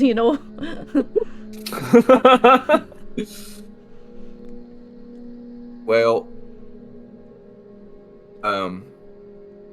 yeah, you guys, this is bringing back a lot of memories for me, because back in the States, my hunting society was kind of secret, and this was the type of thing that we hunted. We hunted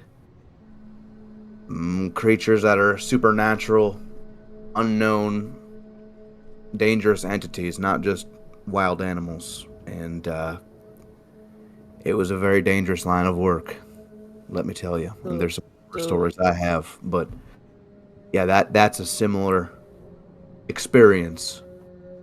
Okay. So how did you hunt them?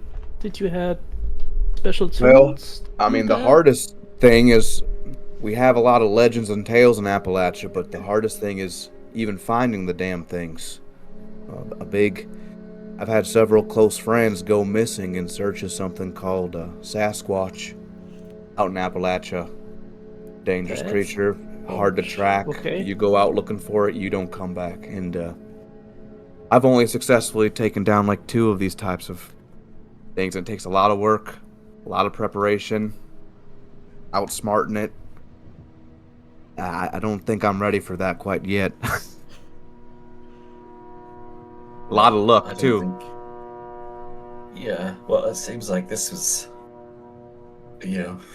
following us. It's pushed us away.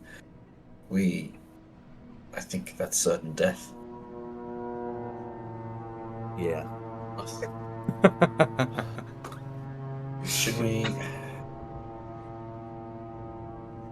I think we definitely need better weapons if we are going to against this thing. Possibly, yeah. Do we just as a do we understand the connection between, I guess, the magical properties of certain materials? So magic is present in this world. It's not like forbidden, or it's not frowned upon, or it's used in kind of like everyday life. There's like wizards, and like you say, Martin, there's druids, but they kind of like tend to keep it to themselves. But having spent some time in London, it's strange because there doesn't seem to be a great deal of magic users in London. In fact, Martin, with your time in the guards, you've not met one magic user. Wow. Yeah. So what I'm asking is, so do we understand would I understand, or can we check? Do we understand the connection between silver? I know it's meta, so it's whether that's my character would know that. So all you know is silver's been taken off you, but there's nothing yet that kind of goes, oh, that's why it was taken off. It was just taken off you. That's fine. Well, gentlemen, I hesitate to push us further along, but well, Dareth is still missing. We have no choice. We need to go. Can we go further? Well, I say go away from the city, so away from the forest, and further into the city, then further into the forest again. We have the Grimlord's crates to find. That's the dock area. We could check. Yeah. I'm assuming, Martin, there would be a harbour master's office. Potentially, we could investigate. What say you? That's a good idea. Let's. And then I think we need to ask Zolog some questions next time we see him. So. You can hear very loud snoring coming from directly above you.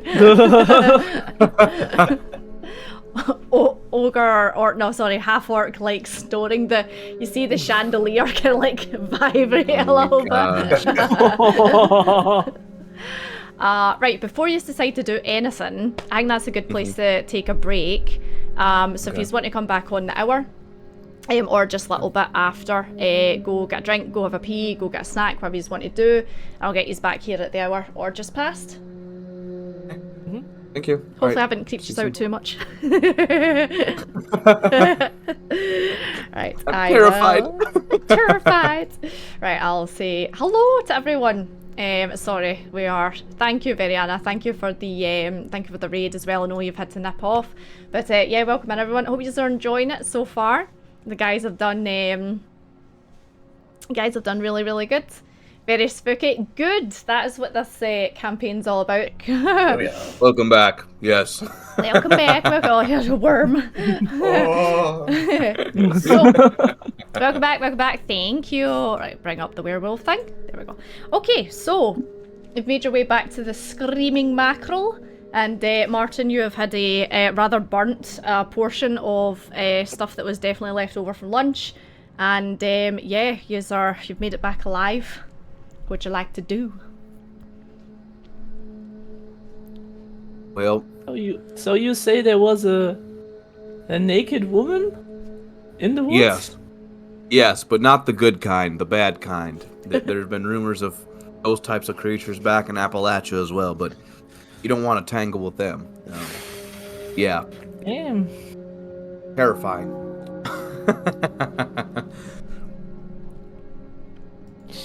On the flip side, I've been meaning to share with you guys, I had a really good dream last night, which is kind of a tone shift. It was very vivid. But not about naked strange women? No. I dreamt of my granddaughter and my daughter and my wife, and it was almost as if I was sent back in time, like reliving a moment or something. It's very similar. It's almost like a memory, but also kind of like a vision. But it was very comforting because I missed my wife, and it was nice to see them again. Okay. Yeah. So, what did exactly happen to your niece? What niece was it? It's my granddaughter. Huh? Granddaughter. So what did exactly happen? You said she's gone. She got missing. She got. Well, what happened was, walked in after a hunting trip one day, and I saw my home in tatters, and my wife and daughter, my wife Vivian and my daughter Abigail were torn to shreds. But Soraya, my granddaughter, she was fine for the most part, and the sole survivor. And that's when my son-in-law took custody of her and traveled across out here, and that's why I'm keen to find her, because I miss her, and she's the only blood I have left. The last piece I have of my wife and daughter. So, yeah, the last I knew is I was really trying to argue with Reginald, because he didn't really understand our way of life out in Appalachia, being a Londoner himself. And he's mostly business focused. Real son of a bitch, but yeah, he just didn't understand like the family, of our culture. But I'm trying to find him so I can reunite with Soraya. Yeah. So that's why it was kind of comforting last night, where it's very hard to get a good picture of his memories. They fade away. It's already been a few months, and I miss them a lot. Yeah. Yeah. We are going to find her. You have my word. Yeah, I know we will. I know. And I know, even though I hate that asshole of a man, Reginald, he'll make sure she's comfortable living. So. But now that there's spooky shit out in the woods, I'm very concerned for her safety now as a grandfather, because I don't want that creeping up on her, and that was why I joined my hunting group back all those decades ago. This is my life's work. I want to protect people nearby in my own family. And now you two, I guess. We're kind of friends now after, 2 days. Sure, yes. Yes, yeah. Obadiah, it's that dream. It's good. I hope it's a portent of good things to come. Yeah, I'm gonna commit that vision to memory and try and think of that every night for sure. Or when I'm scared. Gimli jinxed it.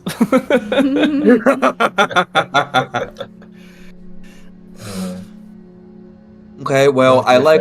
Yeah. One of you guys had the idea to check out Seraph's Grimlord's. We could pick that up. That other cold case. While we're thinking about. Yes. Well. Yeah. Do you? I think. Do you think maybe if we're going to do this one task for this Grimlord guy, he could maybe give us better tools? That's what I was thinking too. Or he might have a means of procuring. My society like to collect magical weapons or artifacts. Okay. Because usually these creatures are magical in nature, and you have to use similar tactics back at them, or else you get ripped to shreds. So, yeah, it's a good opportunity, right? If he doesn't have it himself, he will possibly know where to acquire them, because that's his business. Perhaps we could use it as a bartering tool. If you find Right. creeps, perhaps forego payment and receive their magical, as you say, magical tools. Right. It could be anything. Weapons, tools, clothing. Yeah, the magical artifacts, they come in many shapes and forms, but... And, and who knows what we'll find in our investigations. Right, I just hope we don't find a naked lady again. No more naked ladies. I had enough with just one naked lady in my life. My headphones broke down, so I didn't catch the first part, sorry. So No worries. Well, dear friends, in the face of our challenges, we stand tall. Every step forward, we are closer to our goals. Let determination guide us. Let courage make us whole. And Fornax praise us. Shall we Amen. depart for the docks? Amen. we are going to rise to the challenge like the yeast of the bread. Right. Bread goes up and we will too. Are you hard? You just hear Ambrose finally got the bar going, yeehaw! See, Ambrose, that's why you're my favorite. I love that guy. So it's probably about 3:30, 4 o'clock now. Yeah, we got time. We have a good lot. We have a Oh, few yeah. hours for You sure. left at like 6 in the morning, so yeah. Yeah. It's been a long day though already, but it's about to get longer. Or I'll saddle up. Yeah. Well, let's go, Martin. To the docks. Actually, can you lead us to Martin? What would have been? Or okay. You mean like the harbor master's office? the harbor's master's office? Hmm. Through any, well, let's say, back streets. I'm gonna keep out of. Oh, you view mean of like that- you mean of the boat. Oh, yes, you mean like some ways to confuse potential followers? Well, yeah, like I said, when I saw there are certainly things moving around on that boat. I'd rather stay out of their gaze if we're in that Okay. area. Let's do that. And I will try to lead them to the harbor master's office, but stay away from any field of view that people that are on this red boat have on the harbor. So, do you remember 2 weeks ago when I asked you what you did in your spare time? And you told me that you would go about trying to find shortcuts and kind of better ways to skirt your way around. I'd say because you told me that specifically, you can roll with advantage if you are trying to find your way through places to be a bit more discreet. Thank you. No, I mean you told me that, so that's good. You're covering bases that way. It would be so you kind of you know your way around. You're not like gonna get lost because of your your ranger kind of stuff. So I'd say just give me just a survival check advantage. Yes. Da-da-da. Nice. 19, 20. Nice. Excellente. So yeah, you come out of the mackerel, and the most direct way down to the dock is down the hill, down the kind of pathway directly to the dock, which is mostly it's been obliterated because of the boat that's slammed into the side of it. But you decide, nah, it's not, the best way to go down. So you decide to go down the side which is kind of rock facing. So you've got these kind of like big rocks that have been potentially over the years kind of smoothed down because of the water lapping up on it. But with the water being out, the rocks are exposed, so you're able to kind of guide yourself and the other two down the rocks and kind of closer to the dock without actually having to go directly down the hill. Oh. So I'll give you a brief description of the dock, and at this point actually you'll be able to see the ship pretty well, so I have a picture of the ship that I can put on the screen. Do I? Hold on. Screaming mackerel, glowing pot, dark alley. Okay, I don't, but I'll add it. So as you make your way down, you can now see this blood red ship, like in all its glory, and it is monstrous looking, this thing. None of you have ever kind of seen a ship of this size before, or this style even, really. It's got a strange, there we go. It's got a strange design to it. It's more kind of like, it's definitely not a Western kind of styled ship. It's got this kind of ornate pattern to it. The sails are triangular, which is really unusual. None of you have ever seen a ship like that before. And it's red, you know, you've never seen a red ship before. And it has this soft, ominous red glow that pulsates off of it as well, that seems to kind of time with the lapping of the waves, you know. So as the waves kind of like lap, the pulsation of the red kind of goes with it. You look around and you can see the devastation that this ship has had. Martin, you witnessed it firsthand. However, Obadiah and Seraphon, this is the first time you are getting a good look at it.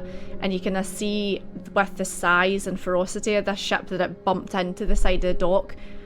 Everything this side of the dock's been obliterated. Small ships are like scattered and halved in two. There's some that are just totally been splintered apart. The actual dock itself has been broken into, and the ship's been pulled up onto the dock by these kind of ropes that are now tied down into the ground with these massive spikes. And looking around, there doesn't seem to be anyone kind of like milling about. There's no kind of like dock workers, there's nothing. However, Martin, you do know where the office is, and you just need to kind of go and slip down past the dock and go into the wee kind of you see the bit where people would bring in goods and they would be stored there for a wee bit before they're taken into the city. It's kind of like a mini warehouse with the office inside.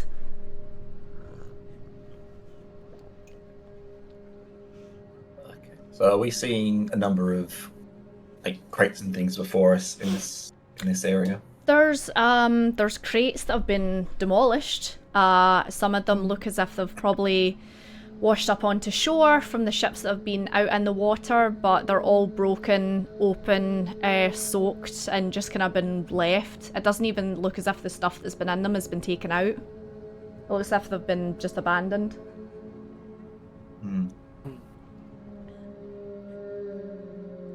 Okay, Martin, do you want to peek inside the office? Yeah. Same, the old Martin strat. Let's check first if no surprises are in there. So I'm going to sneak to the office and just try to peek through the windows. Yeah, give me a wee And around. stealth. Little stealth check.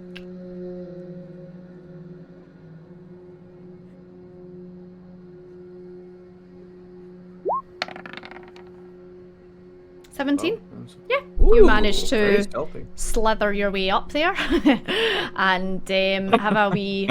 You do a quick kind of once-over, because the thing is, you've done this before in your regular job. Like, one of your jobs was to actually look through goods and kind of have a nosy, so you know the building relatively well. And yeah, no one there. Doesn't seem as if it's been in or out in quite a while. Coast is clear by the looks of it.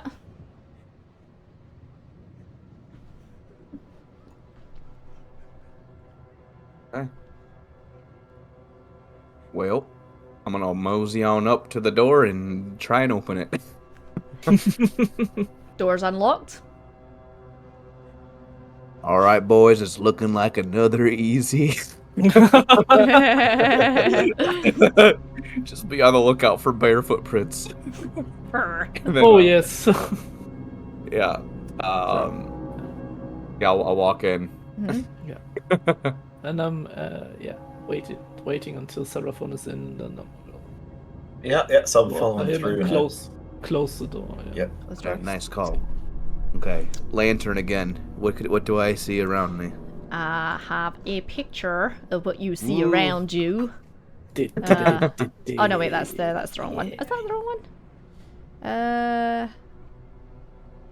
think that is the wrong one. But do you know what? For quickness, there we go. We'll just use the same office. So yeah, Okay. it is a kind of office, and it looks as if it's attached to the side of the warehouse. You kind of see a small desk with a couple of books, couple of notes, couple of scrolls lying around, and then the warehouse is kind of like attached to the back, and there's just like an archway that goes through to the warehouse. Okay.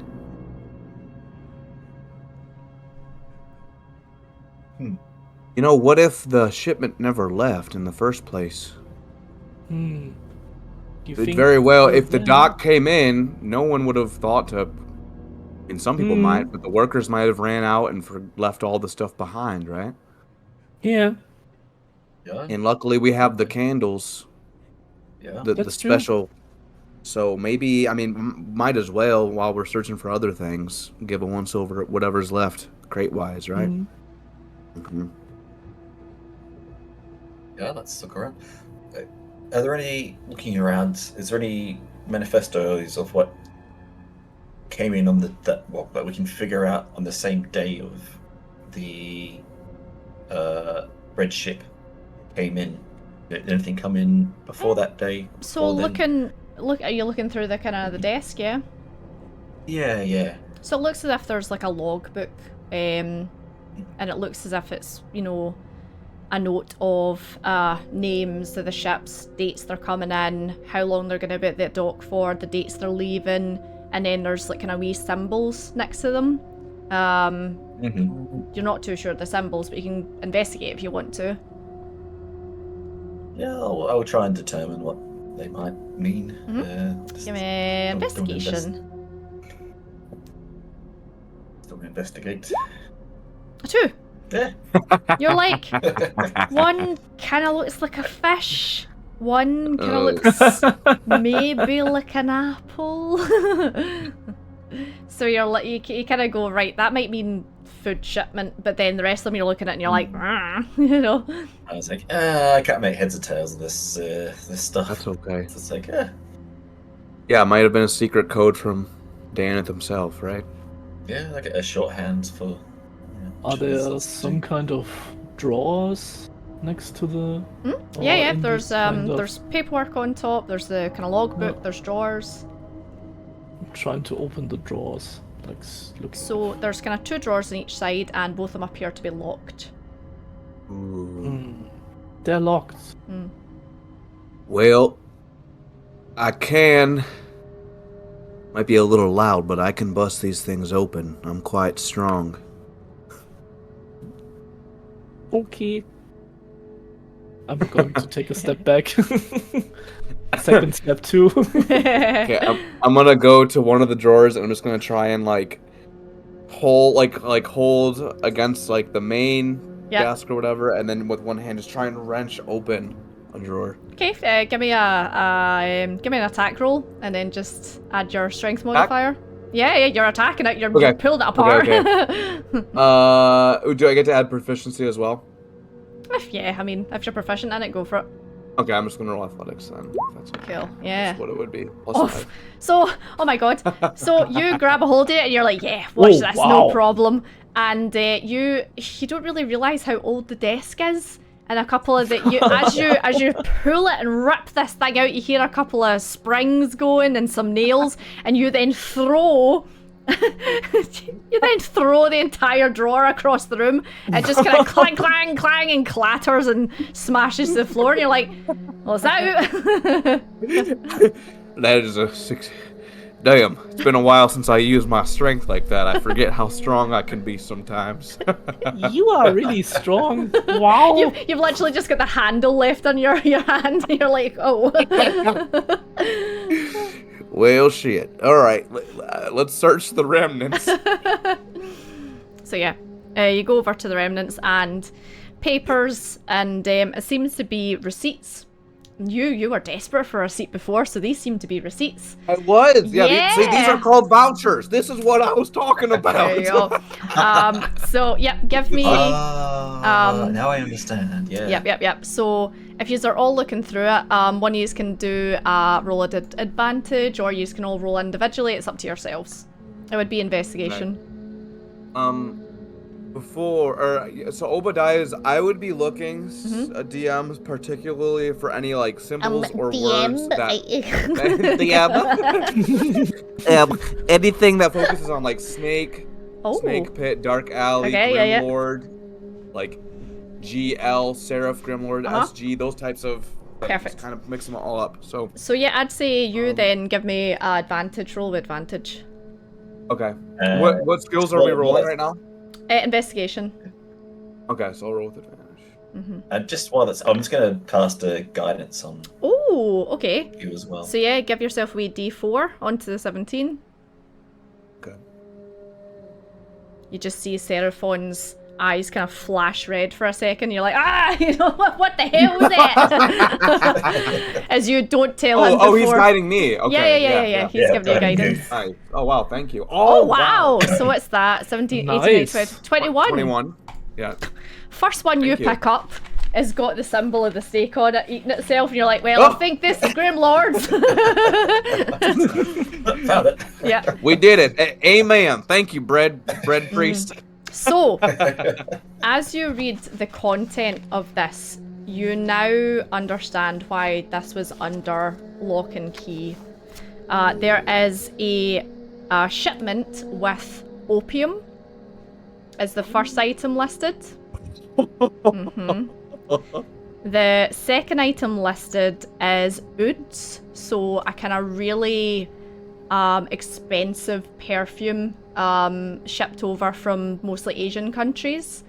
Okay. Sometimes Wow. they're made with ingredients that are really difficult to get a hold of or are ethically kind of looked down on, like ambergris, which is made of whales, stuff like that. Sure. Yep. And the last thing, which catches your attention, Obadiah, a little bit, is gems, precious gems.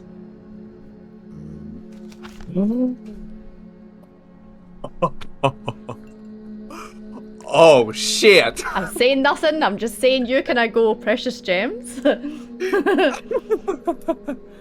Oh my god. Wow. Okay. So opium, ouds, and precious gems. Hoods. Yeah. Well, this looks like exactly what Grimlord was looking for. Gems, expensive and not friendly perfumes, opium. He's dealing in some expensive trade, that's for sure.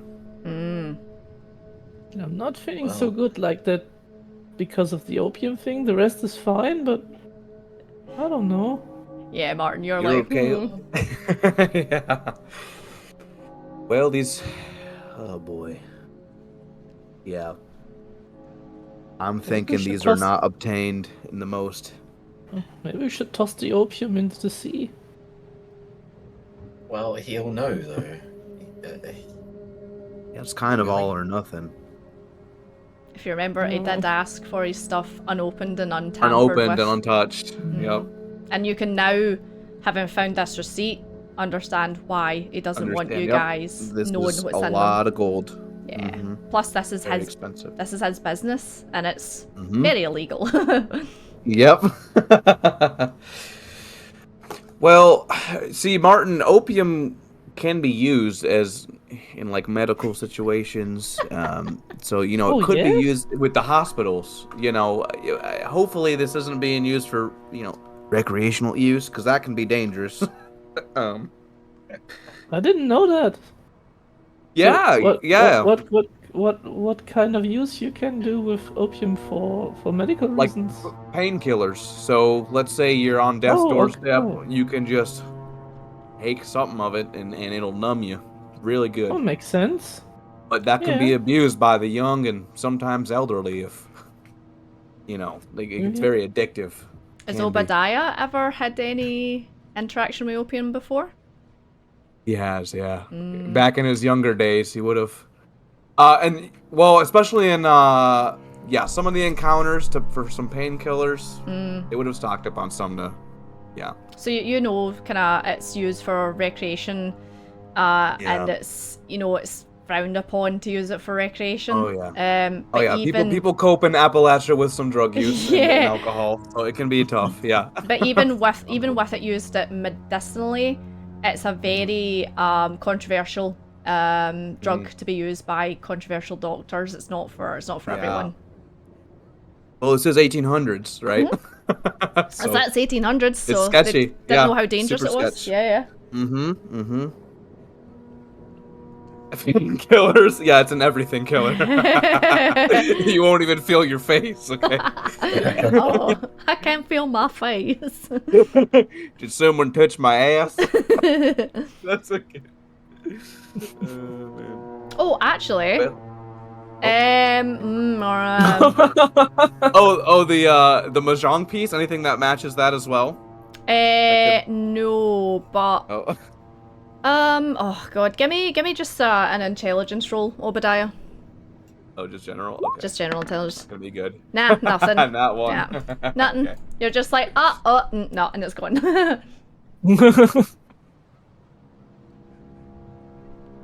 All right. Well, how many candles do we have? I think I have one, but we can just look for the symbol to see if it's here. We have 2 of them.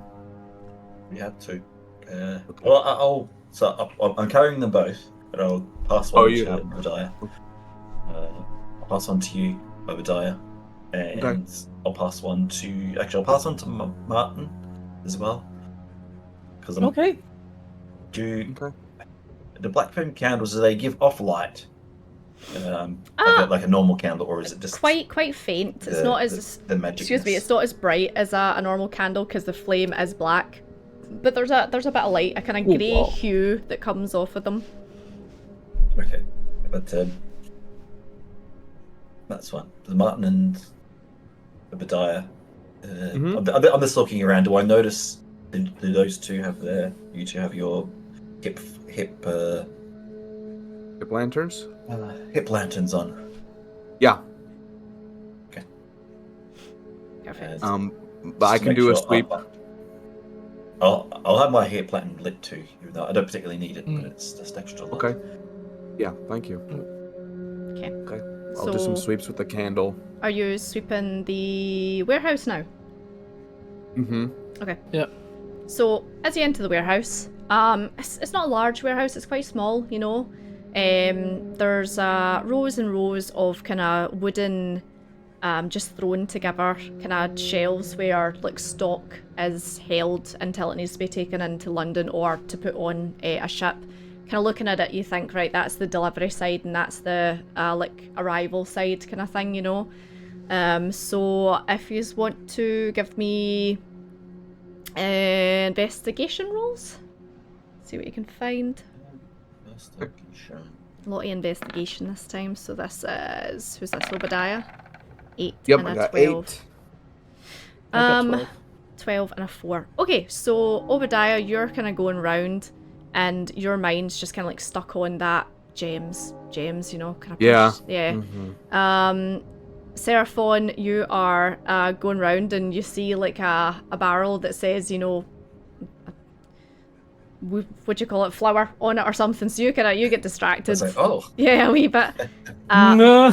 Martin, you're kind of looking around and you're looking at all the different kind of crates and stuff like that, and they all kind of look the same. But there's a couple of empty gaps, and some of the shelves have things like kind of like sketched onto them, like kind of wee symbols and stuff like that. Hmm.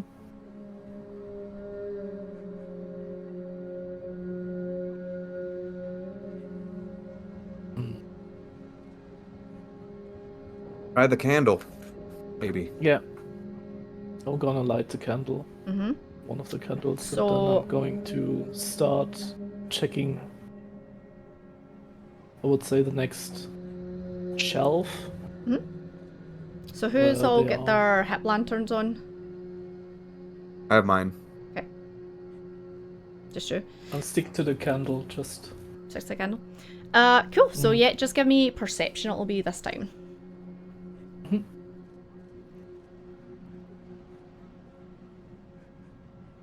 Perception. Oh no. Ooh. Wah, wah, But wah. Lucky. Oh, But that happened. I'm lucky. Yay! So I can Go reroll again. Oh, that's a shame. Look at the 20 sitting there. Oh my god! No. Martin, you're legally blind. Okay. I would actually say. Does it work again? Cause you rolled 2 crit fails, you Oh shit. trip over and fall over on top of the candle and squish it. And No. the candle extinguishes, but also you now just have a lump of solid wax. So you hear a rumble like bum bum bum. Damn. No. Is it Martin? Martin? I'm here. So Somewhere. walking over. Damn, walking it's over. so It's like, dark. It's so dark, I'm trying to feel my way to the nearest shelf to pull me up somehow. Easy enough, yeah. Oh man. Oh, Obadiah would be laughing. He's like, "Wow, you just totally fell on your ass." Ow. I'm sorry. I think I broke the candle. Oh no. It's literally just like a I'm splattered sorry. like pile of Oh wax my now. gosh. I'm sorry. Oh boy. Well, now he's have one good one left. Uh, That's not and good. speaking of one good one, Seraphon, you look at your candle and it's about halfway done. Oh no. There's a very quickly burning candle. What do we You decide now to think do? to yourself, oh, these burn pretty quickly because if they need to get rid of evidence, you know, Oh my gosh. That's wild. they need to be fast looking for these boxes. Can we not Okay, quickly so- attach the rest of this wax to the other candle? Can we not put it under? Well, no, the fuse is the thing that's burning out, and that's gonna Damn, it yeah. was worth a try. Oh no. I think just from like seeing how quickly it's burning, I was gonna like snip it with my fingers. Just like, Oh, put like it out. stub it out? Yeah, as soon as you stub out, it stops going down. Oh my gosh.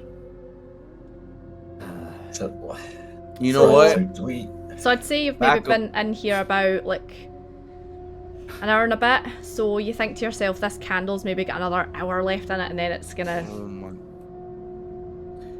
Okay. Worst case scenario, Seraphon. If it does burn out, we might have to start busting some boxes open that Mm, didn't have a symbol because we know what came in. I mean, that's the only way to tell, right? mm. That's just worst case scenario. We might be able to What's find the- it. I don't know. What do we? Is it likely here? Like, you know, part of me feels like Grimlord could have searched here himself, or had people do it for him. Is it likely to be here? Could it be somewhere else? Could be too. I didn't think of that. I'm kind of dumb.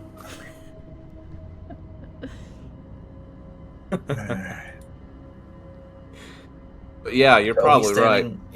Yeah. So these We- boxes are in the shelves. Mm. Stored like Mm. there are So, no. There is. No, I'll give you a description again. So you go in, please. and right hand side seems to be deliveries, so stuff that's been delivered to the dock to then get taken to London. Left hand side seems to be outgoing goods.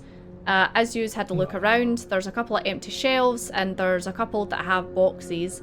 And Martin, you did spot, but you weren't able to identify that on the sides of the shelves were symbols carved into them. Ah. Oh. So you did see it, but you didn't roll high enough to go, oh, that's that and that's that. So Yeah. We definitely should check the symbols on the shelf. Okay, that can be the last place we check before moving on. I agree. Seraphon, go on ahead, buddy. Yeah. Just don't I'll slip. have a look. I'll have a look, and so I'll find the spot in the shelves. I will also guidance myself. oh, nice. So you can either do investigation or perception, whatever you feel like. Hey, Fardine. Investigation or perception. Yeah, whatever you fancy. Can I support him? Is that possible somehow? Yeah, how would you like to? What are you doing to help him? I would, maybe, don't know, hold a candle or hold a light source so that's easier for him to spot. You could do The that. symbols? Yeah, go ahead, Seraphon, do advantage then. Okay. Yeah. Roll it again. Perception. Ooh, nice. So yeah, as you are going down, you're kind of looking at the shelves, and you now Yay. see below the kind of the stock, there is symbols, almost like it was like, you know, a label like in modern shops that has like, you know, the item description and stuff like that. So you see one and it's like a fish, and you see another and it's kind of like a, I don't know, like a cogwheel or something like that. And then kind of go further along, and then eventually you come to the symbol of the circular snake. And is this spot space empty? Or is there a box there? Sorry. Shelves are empty, yes. But you can give me an investigation roll, see if you can see anything round about the shelves, or... Yeah, I'll investigate. I'm still under Guidance? guidance. Cool. Guidance, Give me so- a d4. 15. So 15. as you're kind of looking round, there's nothing on the shelves. However, kind of looking around the place with your hip lantern, just kind of get a feel if there's anything kind of going on. You see drag marks going along the floor. So it looks as if something has been pulled off the shelf and then dragged towards the back of the warehouse. Alright, so I'm just gonna like I say you two, it's like a point down, it's like drag marks. Yeah, so like We raise should my follow. brows, so we'll follow it along. So I'm gonna follow the drag marks. So they go, along. yep, they go to the back door, and the back door's actually been left open a little bit. Oh man, I'm scared. Obadiah's scared. Okay. I am drawing the crossbow. Yeah. I will. Oh man. Okay.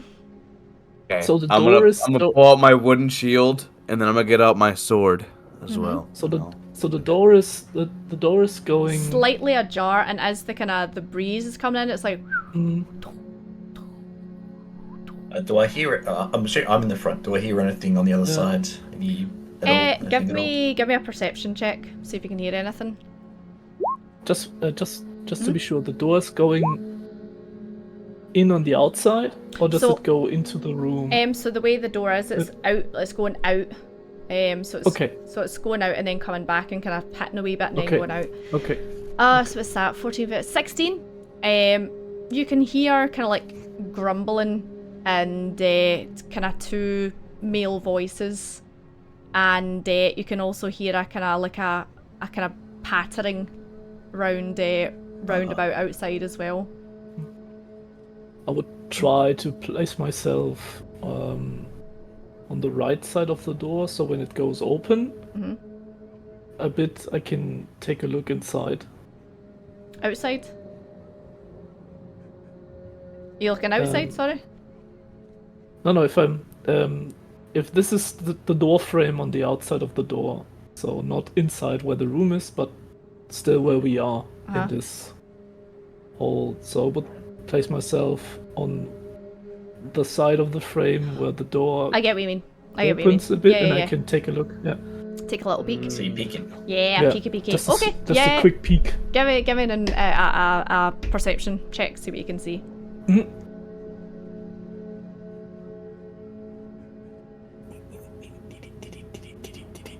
I hope this is going to be better than the last throw. Come on, An you're fucking kidding me. I mean, you're not blind, you know. You're an 8. You see two guys standing, just kind of like having a discussion, and one of them seems to have a large dog with them. I make the sign less.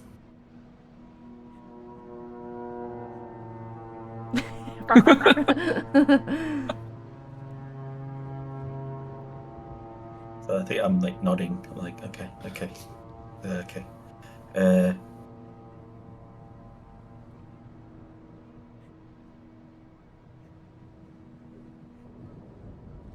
So, I feel like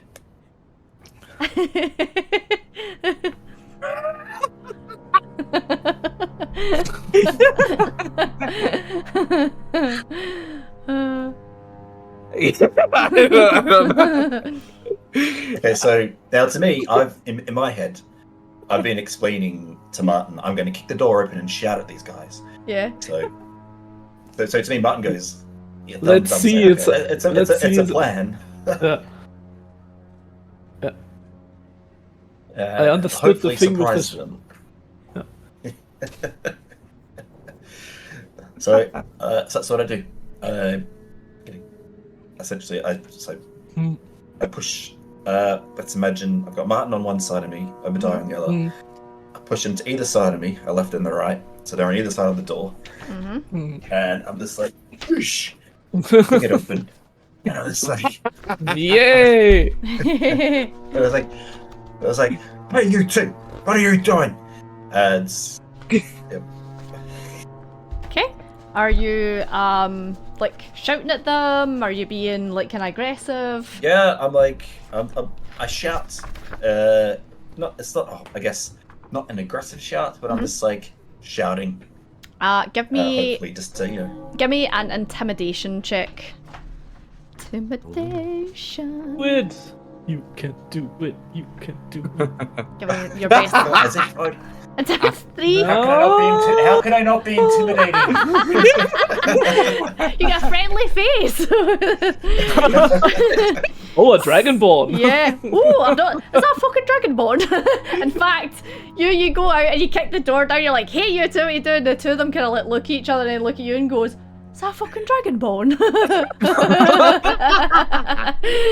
So as you then burst out, the biggest man kind of bends down, and you now see he has what looks like a Doberman on a chain, and he goes, go get him, and lets the Doberman off the leash, and the Doberman bolts towards you as these two men turn to jump on a cart and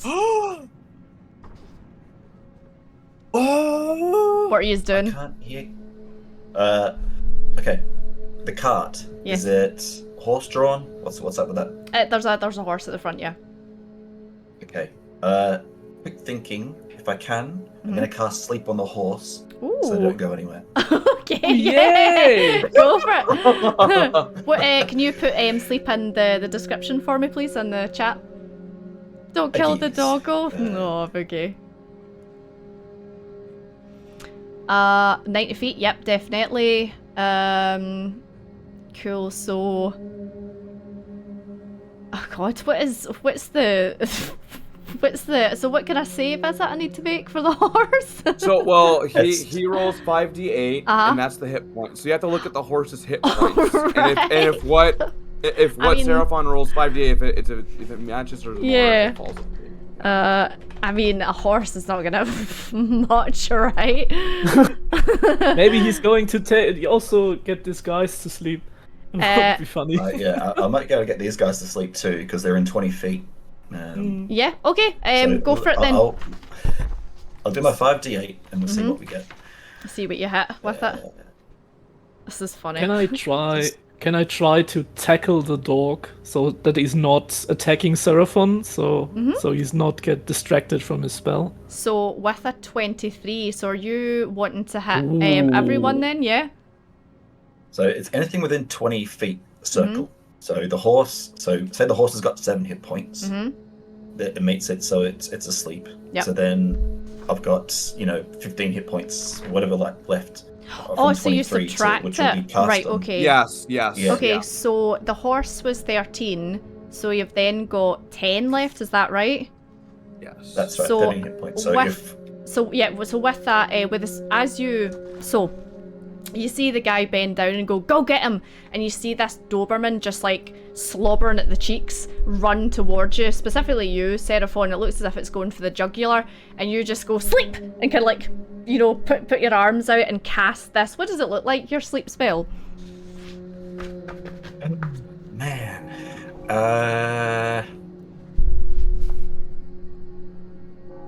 It looks like it's like a descending, like in their own heads, they would hear like a tinkle, like a tinkling kind of tink tink tink.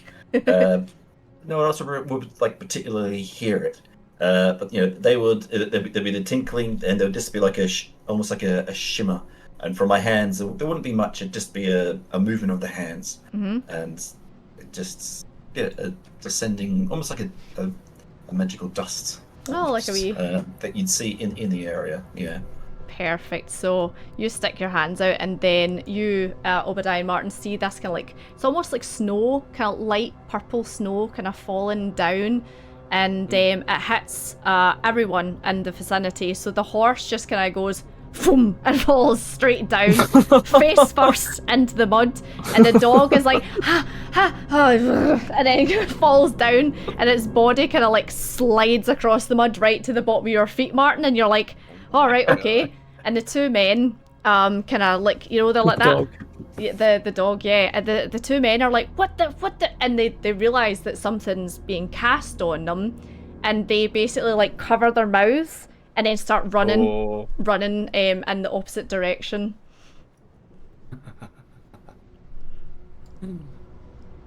So yeah. So like I mean, if that was like an action for me, what else I could do? We're not even in combat yet.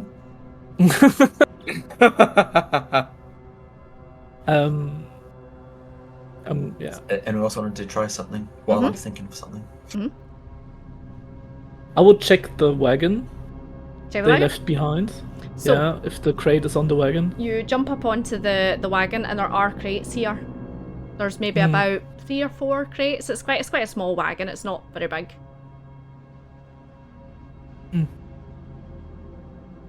There are 3. There are crates on this wagon. Maybe ours is among them. Could we do we want to try and light the candle here? Well, briefly, it wouldn't take long. It would. Surely it's 30 seconds. It wouldn't take that long. How many crates are on the back of the wagon? About 3 or 4. Okay. Well, it won't take that long. So we'll risk lighting it. So I light the candle and I investigate the crates. Do we see anything? So, out of the 4 crates that are on the wagon, there is 1 crate that pops up with the symbol of the snake on it. However, Yes. Seraphon told you there were 2. Oh, one is missing. So you found Oh one. my gosh. So Okay, you we now need to have find the second one. you now have a feeling that these 2, whoever they are, have they been know where breaking the- in and stealing stuff from Mm-hmm. because of the chaos.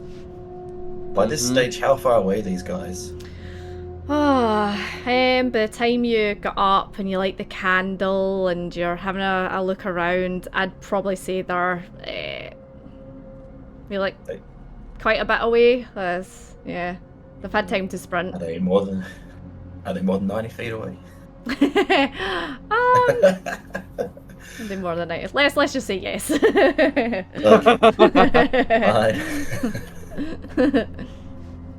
The bastards. Okay, so I could do a long shot, but I don't want to attack them right now. We don't know if they're innocent. At least we have one I'm too crate slow back. to run. Well, it's a start, but Wait a second. This is the dog of some of the guys, isn't it? Yeah, that's so they've left their dog and they've left their horse and their car.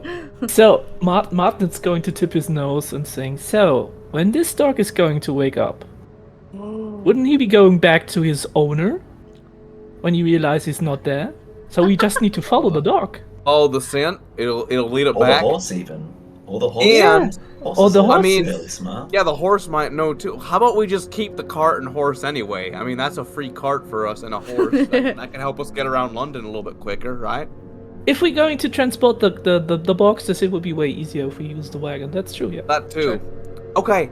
I'm really good with animals. I don't know how good you are, Martin, but I could try and wake the horse and calm it and be one You know, with it. the only animal I get a bit close to were the cats of my mom and dad.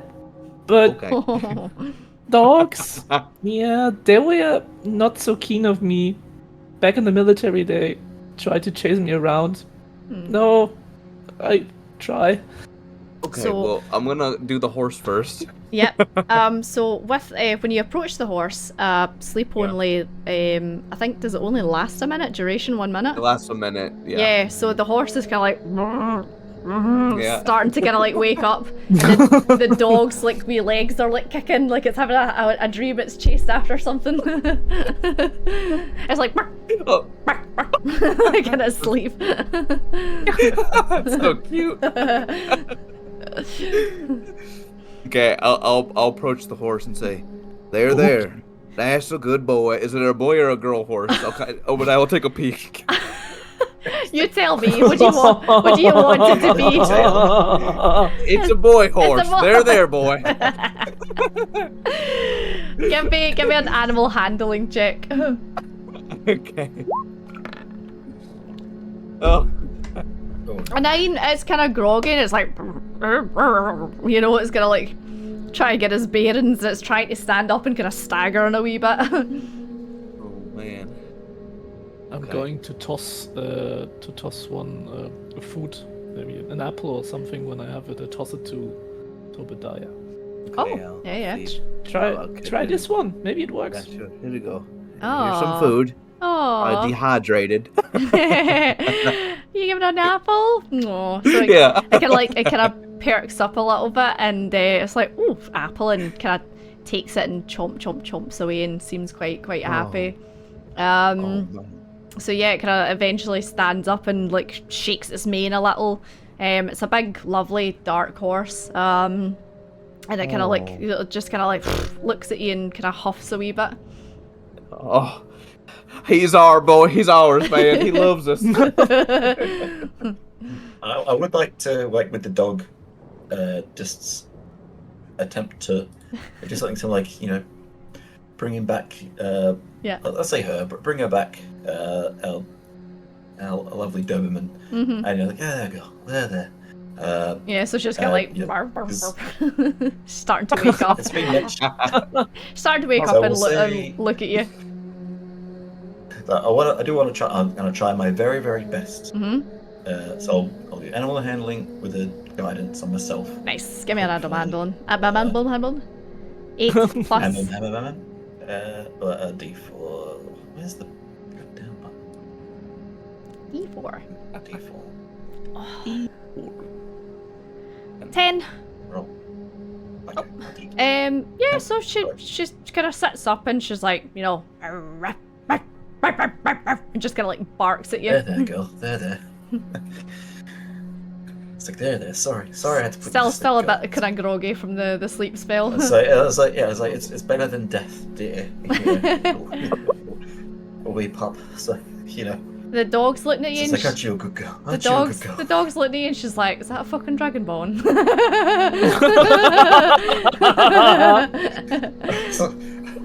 And there's like, it's like I can't this even the dogs. So if you're giving her a wee pet and you're spending some time with her, just kind of like, you know, gently. Yeah, I'm giving her a fuss. I give her like a fuss. And Gently like, bringing her back round and kind of making sure she's okay.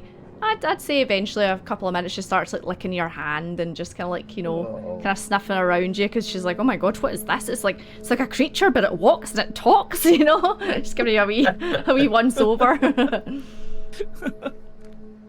She's got a wee collar on. It's got like spikes on it, and she's got a wee name tag, and it says Daisy. Oh. Daisy the Doberman. Oh my god. I was like besotted. I was like, oh Daisy, you sweet little girl. And it's like, you know, give her a fuss. Yeah, she's like, It's like, it's- she's kind of like leaning in, and the weight of her, she's kind of like, she slams herself against you, and you're like, oh, okay, big girl. Oh, the pup. So I want to. Okay, so we've got a dog, we've got a horse, and a cart. Yeah, he's a fully kitted out. Before we do, okay, can we just, you know, my base instincts is just like, we can't open that crate. Can can we just like scratch? I just want to scratch off something on that crate so we know that's the one for the. Oh yeah, Grimlord. yeah, easy enough. You take out your wee pocket knife and you just kind of like mark it with an X on the top, so you don't need to pull the candle out again, because you've only maybe got like a quarter left of the candle now. Yeah. Yeah. Good idea. Cool. And the candle is absolutely out. Okay. So we're not allowed to open the box of Mr. Grimlord, but what about the other boxes? Should we check? I don't know. I'm just asking. Martin's suddenly becoming a criminal. Like, one day off the job, and he's like trying to bribe. Now, Maybe there's something Ambrose to eat in and- there. I don't know. I'm a bit now, hungry. Martin, this is something called temptation. Okay, don't give into it. Okay. Temptation. I'm just starting to Temptation's rummage dangerous. my backpack for something to eat. I've got a couple of rations, some dried meat and stuff like that. Okay, well, lads, I think y'all get up in the back of this cart, and I'll just maybe have the horse just go and see where it goes. Probably back home, because that's Strack. And I'll see if I can like explain to Daisy as well. I'll be like, Daisy, home, Daisy, where's home? Ah, okay. Yeah, give me another animal handling. See if Daisy knows the way. Daisy the Doberman.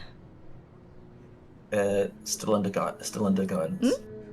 Oh, nice. 12 plus 12 to 14. Yeah, so she kind of goes, Yeah, and nice. kind of like tips her head, and then you're, home, and she kind of like, and then just as she Came with starts. a leash. Yeah, right? she's Yeah. they had the leash, so they unhooked it, so he's still got the leash. And Got yeah, it. she just she scampers off down the kind of. Come on, girl, let's Yeah. go. Where away? I'll just follow her on foot. Yeah, follow on foot. And I'll follow with the cart, and I'll say, "Giddy up!" Yeah. Yeah. I'm going to. Tangelo! Oh, no. Tangelo! Okay, so Tangelo, who are you targeting? You can't target Obadiah because we had him 2 weeks ago on the wild magic table.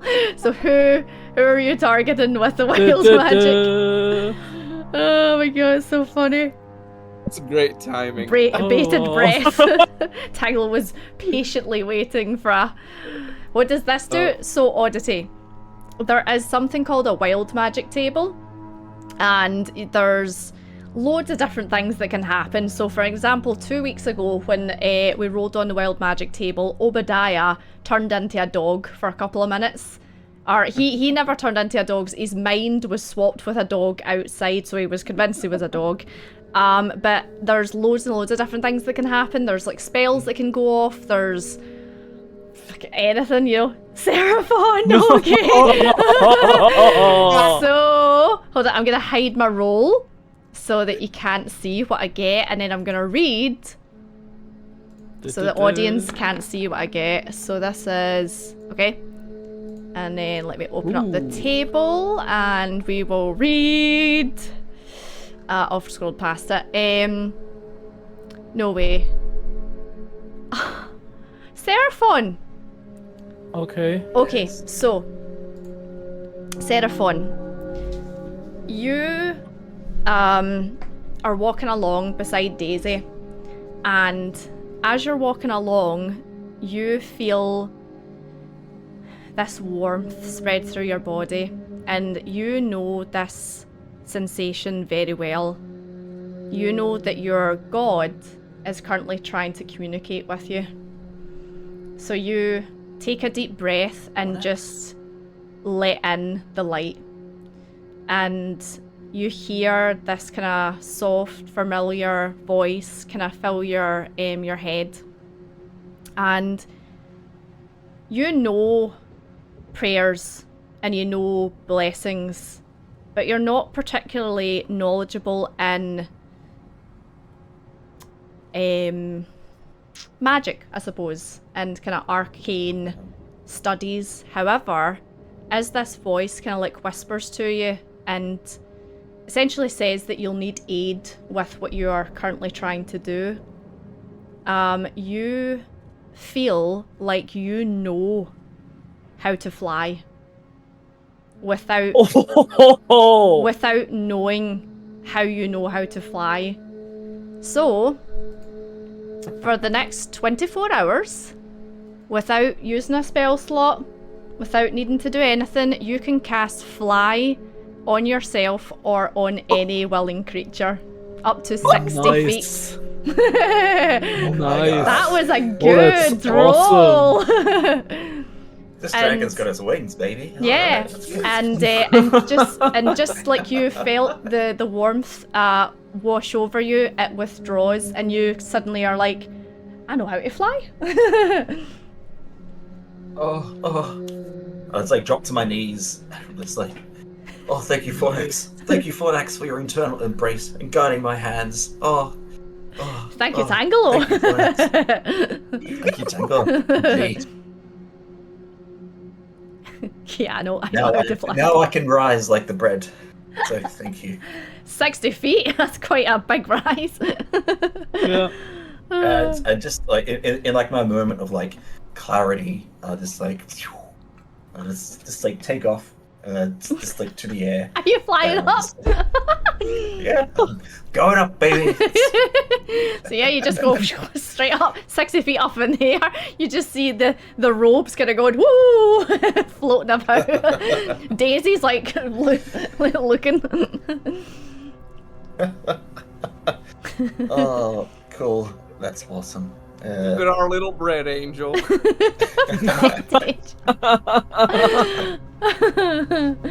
And yeah, in like my like sheer like excitement, I was like letting a blast of my like dragon breath. Oh, nice. Some locals see this and they're like, ah! Dragon! What was out there now? All right, it's a dragon. Terrify a woman hanging out her washing. No. Oh. Oh, now when dragon you are board. when you're flying, you can see where the guys are going. Oh. Oh, I could.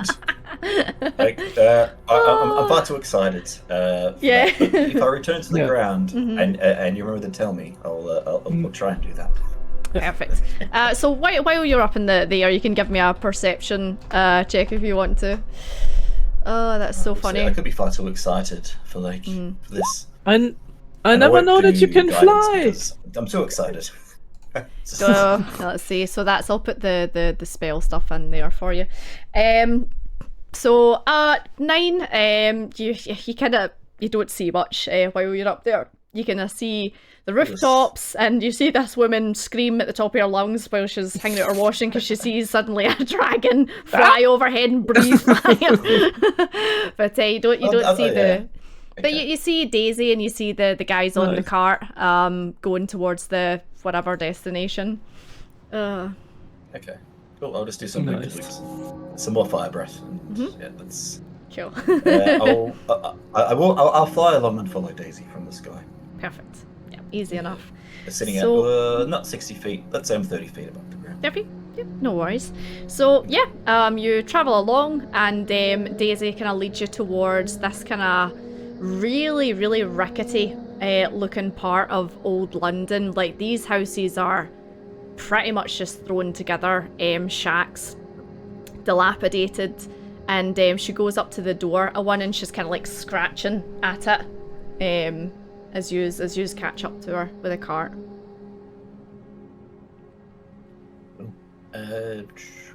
Is this a single story building or like a tenement row? I mean, it's like, it looks like a shed. It looks like a garden shed.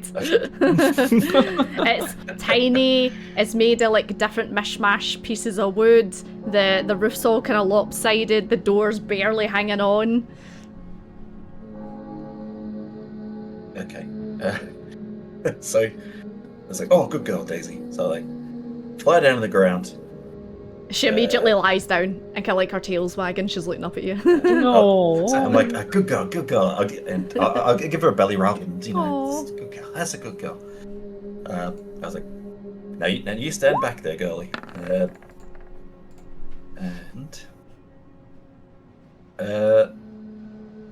I am going to.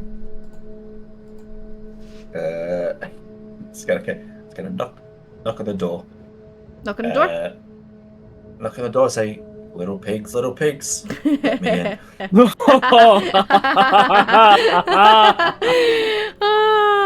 in. Okay, hold on. I need my papers. With that handsome face of I his. know. So. Nice. Okay, so. Well, I'm huffing and puffing. That's a fail. That is a big fail, and that is that's a fail as well. So no answer. Silence. Silence. Well, I'm gonna open the door. Try So and open the door. Could be. you open it. Yeah, it's unlocked. It's barely hanging on the door. Kind of like and kind of comes off a wee bit the hinge as you open up, and it seems to be a big, empty room with what can only be described as a piece of rag thrown on the floor.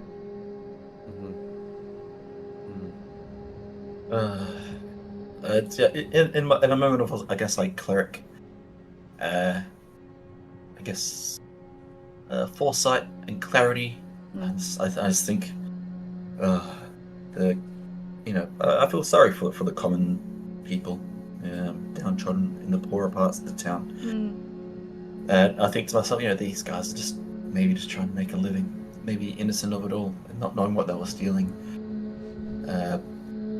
But there's no sign of these. Looking around, there's no sign of these two gentlemen at all. Give me investigation.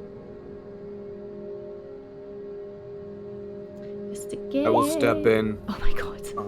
Oh my god. No, well, the place is empty. Beautiful. Okay. Yep. I trust Seraphon's judgment. All right. Thank you for looking around for us, buddy. Well, let's look around here, right? The coast is clear. I guess they didn't come back yet. So I would also go into the shed. Stepping in. Would also go into the Cool. Right, Obadiah, give me investigation, if you will. Okay. 2. Oh my god. It's one better than you. Shut up, Seraphon. It is, it's dirty, it's dark, it's a bit grim. My Can I eyes are try it? tired. Martin, you're Can our I only try- hope. Yeah. Let's see if this is investigation. Yeah. Yes. Okay. With guidance. Oh, with guidance. We called it. With guidance. Hold Okay. on, hold on. Okay. Guidance. Okay. That's Okay. D4. Okay. Maybe get at least a double digit. I'd be happy. Oh! Hey! Hey. That's enough. Okay, so Martin, you look at your two friends who are kind of looking around, and like Seraphon's kind of like pulling a nail out of the wall, and the whole thing kind of wobbles a little bit. Obadiah's kind of scratching around, going, "Yep, this place is a shithole." And but you're walking through and kind of looking through everything, Martin, and there's not really much in here. However, you do trip over the rug, and the rug kind of like pushes back a little bit, and there seems to be a latch underneath the rug. I will put the rug away so that the latch becomes visible. And look, guys, I found something. Pull the rug away, and it seems to be a trapdoor. I was gonna call Daisy.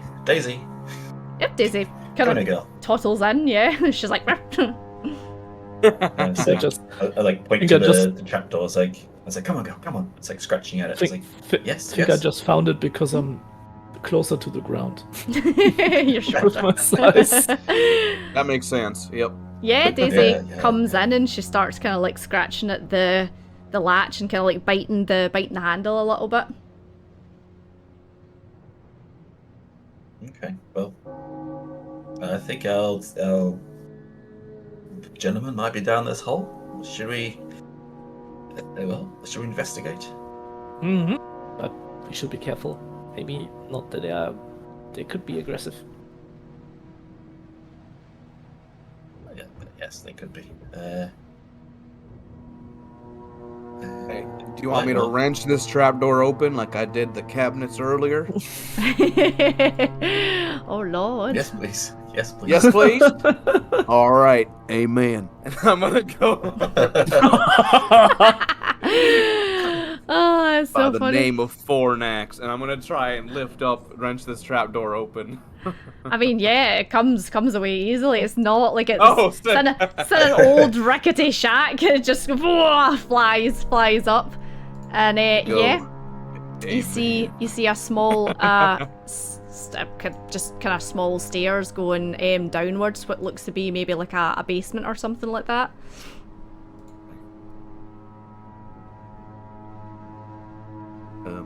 Right, well, Who wants to go down first? I will go first. Okay. I want Daisy to stay here. I'll tell Daisy to sit and stay. Stay here, you go. Oh, Yep, sit, stay. And I'll Easy enough. She kind of just plops her butt down and kind of just waits. You'll go. I'll give a little fuss. I'll just scratch behind the ear, and I'll descend down the stairs. Walking down the stairs, my lantern or anything like that isn't on. I have. Is it actually before I head down? It's dark. Well, is it dark down there? I mean, Any yeah, light that I can see. it's dark everywhere. Yeah, it's dark here too. Okay. Okay, cool. Then I'll also I'll give Eyes of Night to Ooh. my two companions. Yes, I can do that. Thanks. Because adjust my wisdom, my charisma. Yeah, that's fine. Yes, so you two get dark vision. Thanks. That's very useful. For 1 hour. Nice. Cool. So I yeah, can see something. you go down the stairs, and I'll actually drag you on to. Ooh. Let's see. Oh, I'm there we go. excited. We can see now. I'll drag you on to this map, and this is what you kind of come, into. So it's kind of like a little bit of a sewer slash storage kind of facility. And if you want to drag yourselves, I'll ping it. If you just want to drag yourselves here, there? Okay. yeah, here. This is where that kind of takes you into. Well, he went down first. I'll just be off a little bit. Oops. Oopsies. I can't see my token. Where's my token? If you go to the journal tab and it's there now. Thank you. There we go. Thank you. But I drag and dropped you on the map. Okay. I wonder if because I Thank can't you. move. Wait, can you not control your character, Visceral? Oh, No, wait. I'll try. If you. I think I'll move Maybe- Martin dragged and dropped Okay. it. yeah. I'm going to delete it. So yeah, now you should be Okay, able yeah. to. Yeah, okay, there we go. Perfect. There we go. So yeah, these are able to move around, and you come down, and it seems like it's half sewage, half kind of storage unit down here. There's kind of like open, like kind of just sewers running through this place. Okay. Must smell great. Yeah, it kind of smells a little bit. Stinks a little bit. Just a little bit. Okay. So let's. I'm going to continue. Along to this part here. Yeah, I guess the end of what looks like at the end of the path. Do I see? Okay, do I hear anyone like footsteps or murmurings, anything like that? Give me a perception check, if you will. Just need to Thank you. thingy your names a little bit, a wee bit. Off to one side on this screen, which is strange. Okay, that's better. What did you get? A 15? I am gonna make some rolls. So let me see. So they are. Okay, so the first person. Oh. Yeah, it's off the table, it doesn't count. Oh, I've got a million dice, I'll just roll another one, it's away to darn there. This person, so you rolled what, 15? Okay. Okay. So, as you step down, you see one person, I think, over to your right-hand side, and you recognise it as one of the men that was on the cart, and he's kind of crouching down behind a like a barrel or something like that, and he just seems to be kind of like trying to watch you. Okay. So I'm aware of him, but he's not aware of me. That I'm aware of him. Yeah. Okay. So can I? Let me see. So the line of sight, is this all? So So these this walls. section here, is it wall? These walls are quite small. They're maybe only like waist height, you know. They're not like tall or anything like that. So there's like barrels and buckets and boxes and stuff like that lying around. So he's kind of crouched behind a barrel, but you can see just a bit of his arm sticking out the other side, and you kind of go, he's try to get the jump on us maybe, or watching us.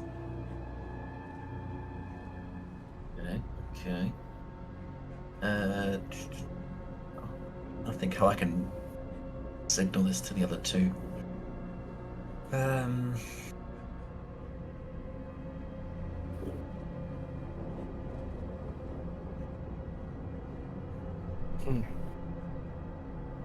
me think. It's gonna be like, okay, I'm gonna turn my back to him and look at these two, Martin and Obadiah, and it's like kind of like look with my eyes and be like, over there, kind of thing, and hopefully they just can, at least make sense of that. I hope. Yeah, I don't think it's too hard to get what you're saying. Okay, get what I'm saying. It's gonna, just gonna walk to. Where am I going to? So the watery bits are kind of open sewage, but the rest of it's like. So these parts. Yeah. I mean, you can jump across or you can just avoid it. It's up to you. It's like there's like a wee kind of like a trough, so I suppose, and then it's just kind of running sewage. Right, seeing as I know, I'm aware that guy's there. I am going to cast. Get a spell. Create water. Oh. And just drop 10 gallons of water on his head. On his head. Okay. Just like on top of him, yeah. Nice. Just like that's like the least least aggressive thing, and just just be like, for next blessings, I know you're there, and it's like. See, you're announcing yourself as you drop the water on top of you. Yeah. You kind of hear him going, "What? That's freezing!"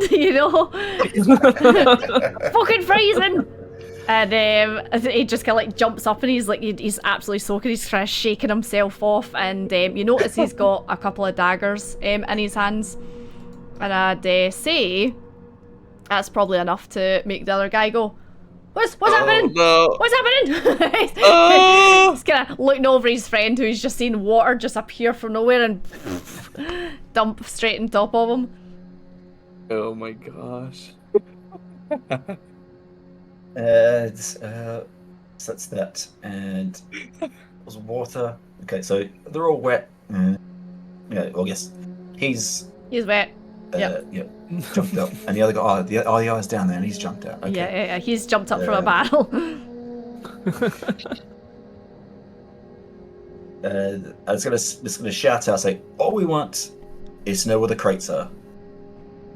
Yeah, tell us and we'll spare your lives.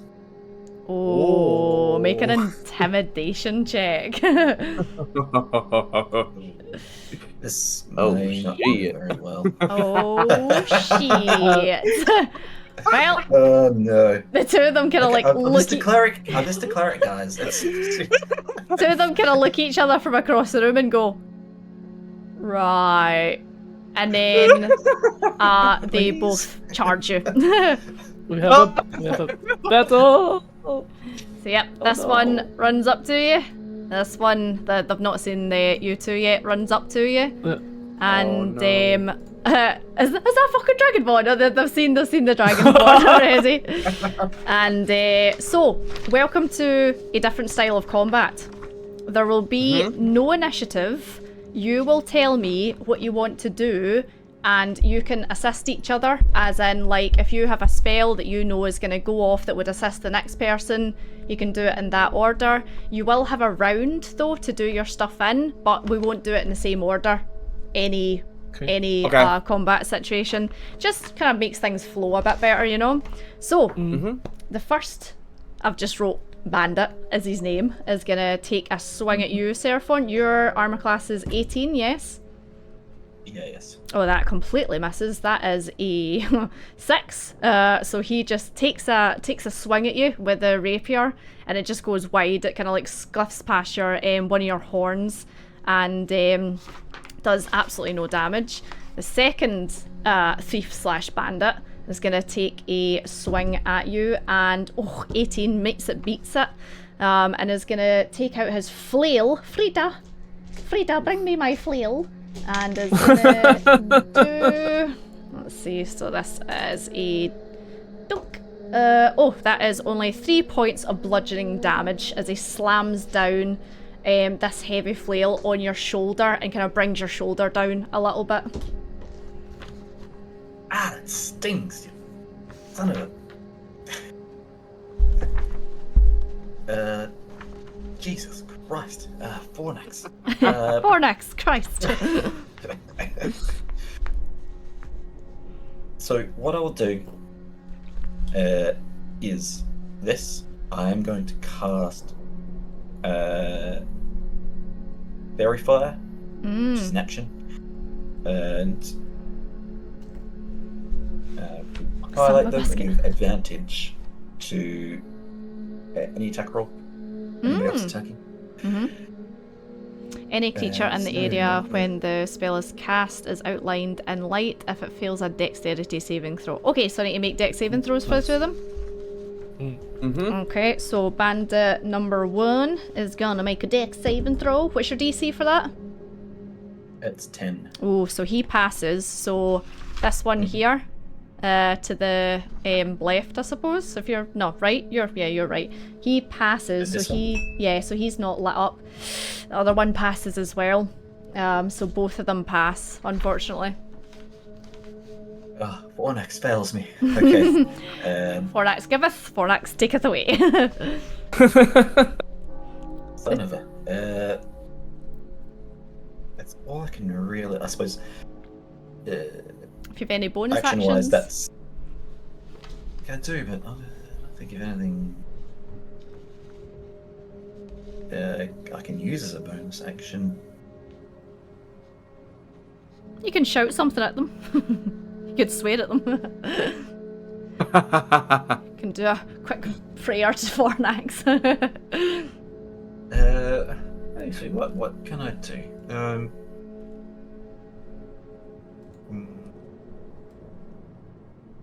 But I'll think on it. If anyone else wants to do something, I'll think on my bonus action. Yep, if this you is wanna come the back to- beauty of this type of combat. You can do whatever you want in this one round. So, who's doing what? Okay, Martin, what do you want to go first, or me, or? Martin's... It's okay for you. Sorry. I was just going to say, Martin's a couple of steps ahead of you, but it's totally up to Yeah, yourself, sure. Obadiah. You can run That in front makes of him. sense. Yep. Martin, I choose you.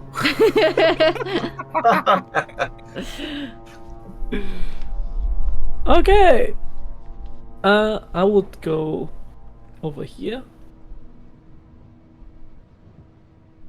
Trying to also like give Obadiah later the opinion to slip by me. And I'm going to shoot this guy with my crossbow. So Go for it. Nice. What did we get? A 23. Wow, that definitely hits, yeah. okay, and when I shoot at him, I'm shouting, "You are going to regret for hurting a friend." and I'm going to mark him as my favorite enemy. Ooh, nice, So he gets, first of all, 1d8 plus 3 damage. So 5 damage, and then he gets just one additional 1d4. Uh-huh.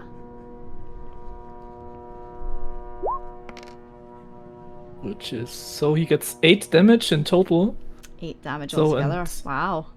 And for 1 minute, first time on each of my turns, when I try to hit the favorite enemy, I deal an additional 1d4 damage. So yeah. Nice. Cool. So he has been marked essentially by you. Yeah.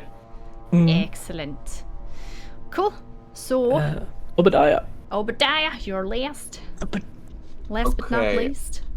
I'm going to I have to Ronnie. pee. I'm gonna swoop. Go. Just Bye-bye. go. Sorry. Yeah, I'm gonna swing in front of run in front of Martin, and I'm gonna draw my shield and my sword, who I've named Sasquatch. Sasquatch's sword. Yes, my sword's name is Sasquatch. It's a rusty iron sword, and I'm going to take a swipe at the guy with the flail, which I think is the one to the south, right? That's the other one. The one up, Okay, yeah. up the way.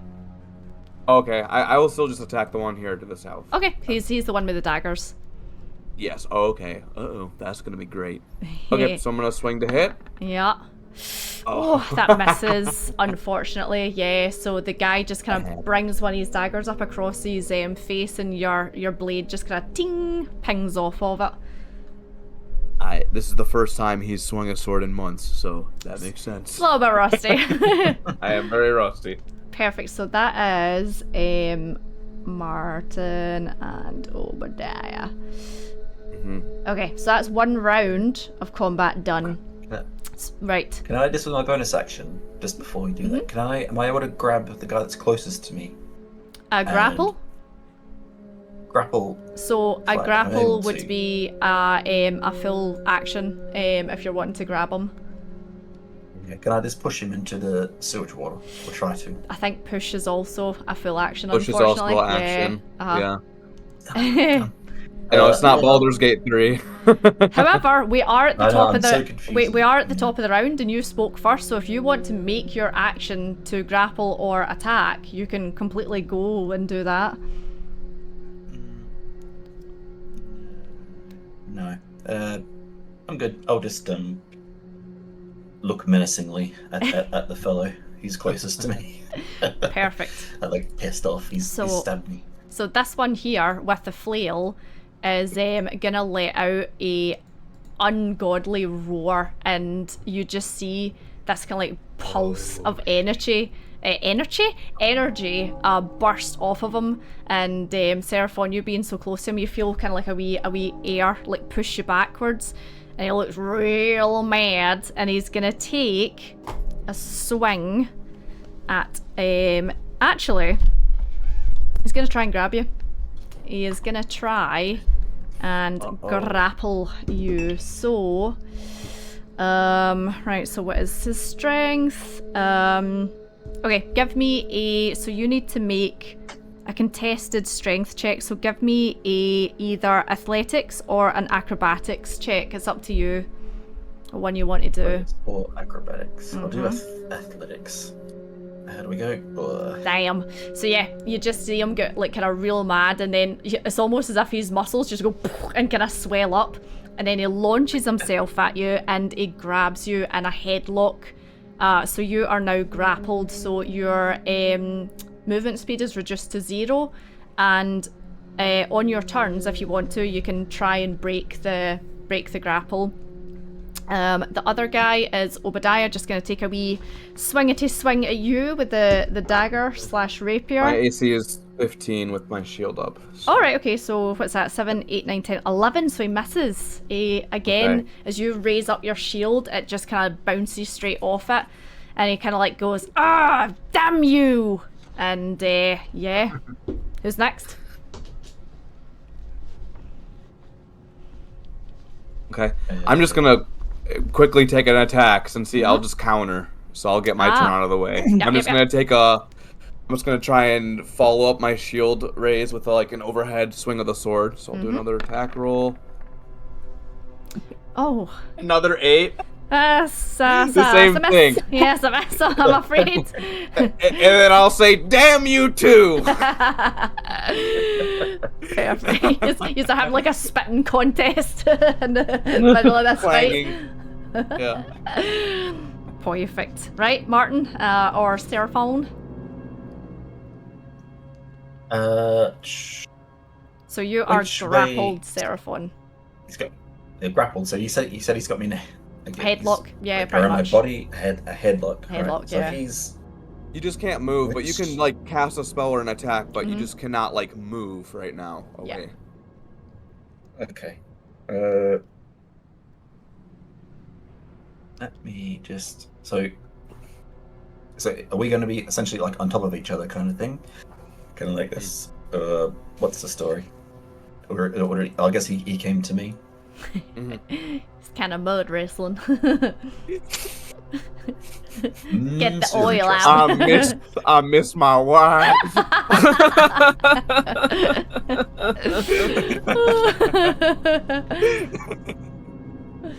Damn, they're really muddy. Let me check something here. Don't mind me. Don't you mind Just- me.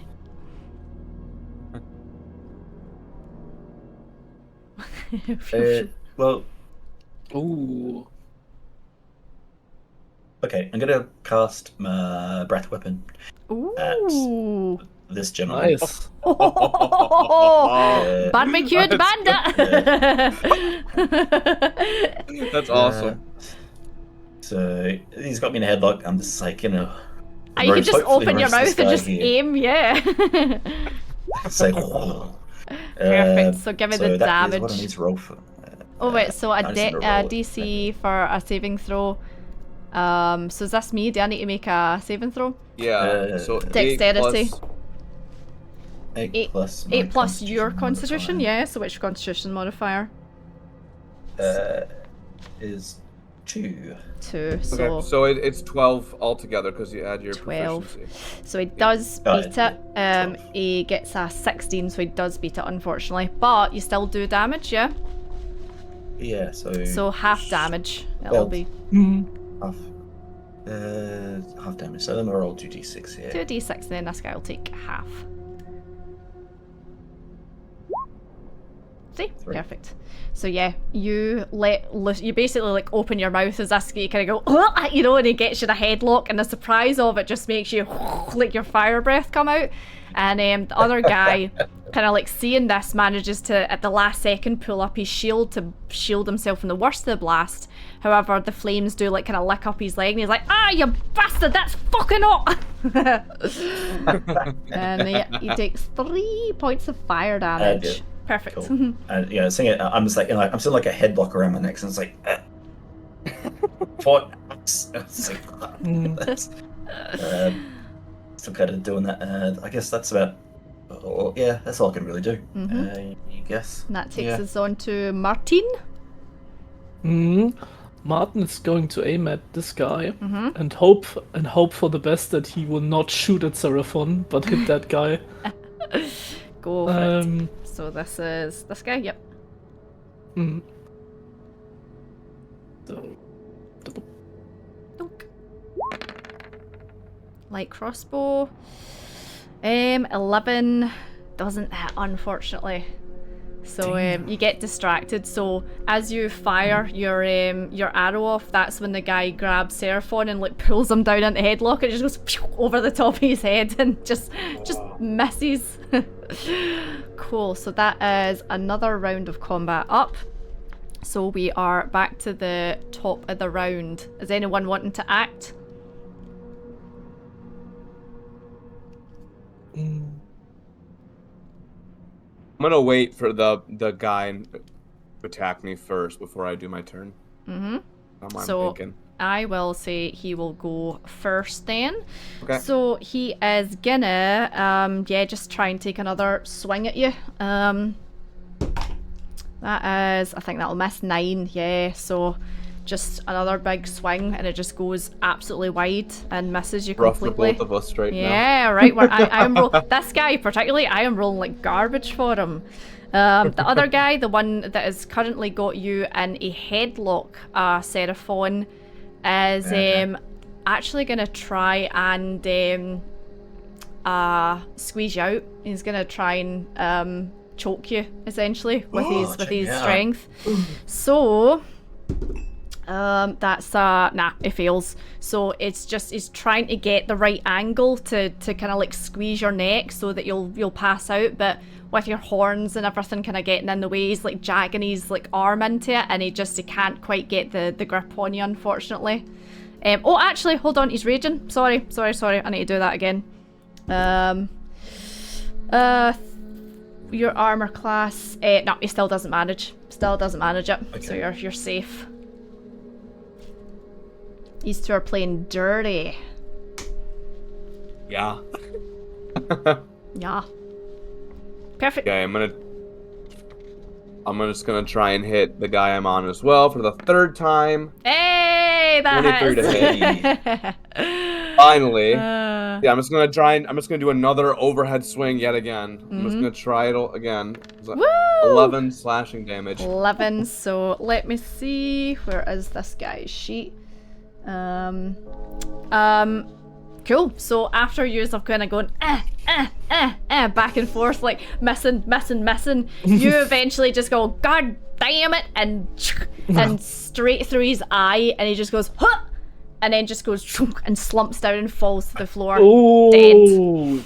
So I killed him. Oh shit! You killed him. Nice. So he is now dead. And yep.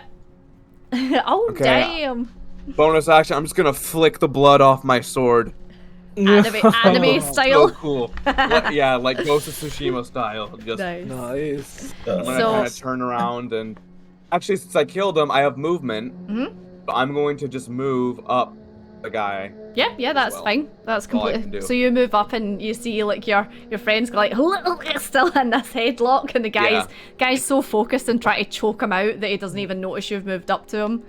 Okay, yeah. Obadiah. Cool. Right, who's next? I'm just gonna be like still doing like, and they'll be like, something. Okay. Since I'm nimble, Yep. I can move. Let me just check quickly. So, yeah, you can move through the space of any creature that is of size larger than you.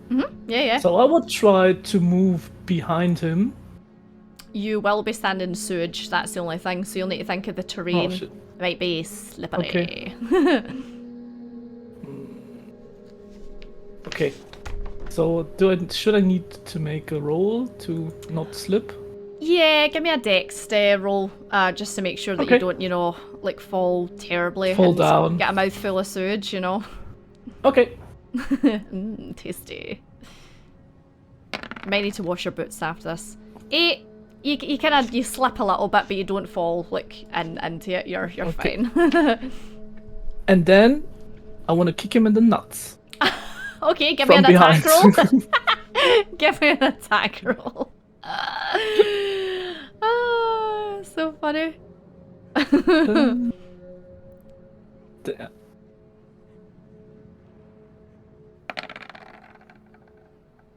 Oh!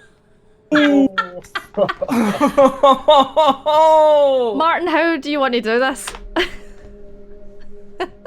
Since he's bent over and Yeah. trying to choke my friend, I will just, like football, I will take a bit and then hit him right in the crown jewels from behind.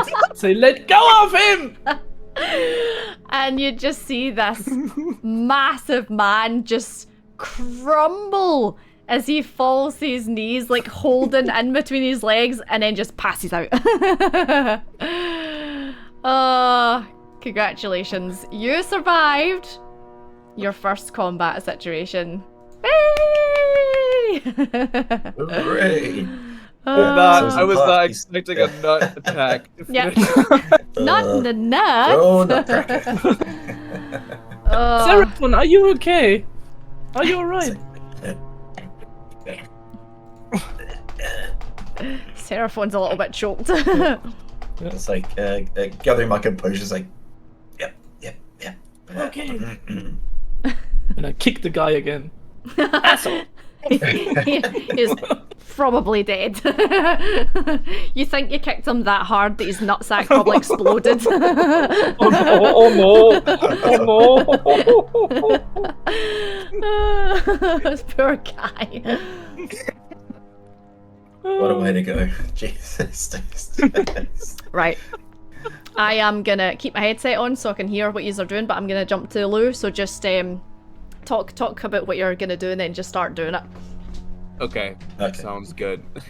She can hear us. Well, it would have been good to get some information from that guy, I guess. We can try to search them. Maybe they have something on them that helps us. Yes, we should search them and then go around to see where they're stocking the crates. But maybe we should put them out of the sewer. Like Um. on the ground. Oh yeah. Yeah. Oh, Yeah. Sorry. Yeah, that's a good point. Yeah. Yeah, let's haul him out of there. So like haul him into like the main kind of where we Like came the main down, I hallway suppose. where we came. Yeah, that's Yeah, kinda safest. That's the most secure. Martin the Nutcracker.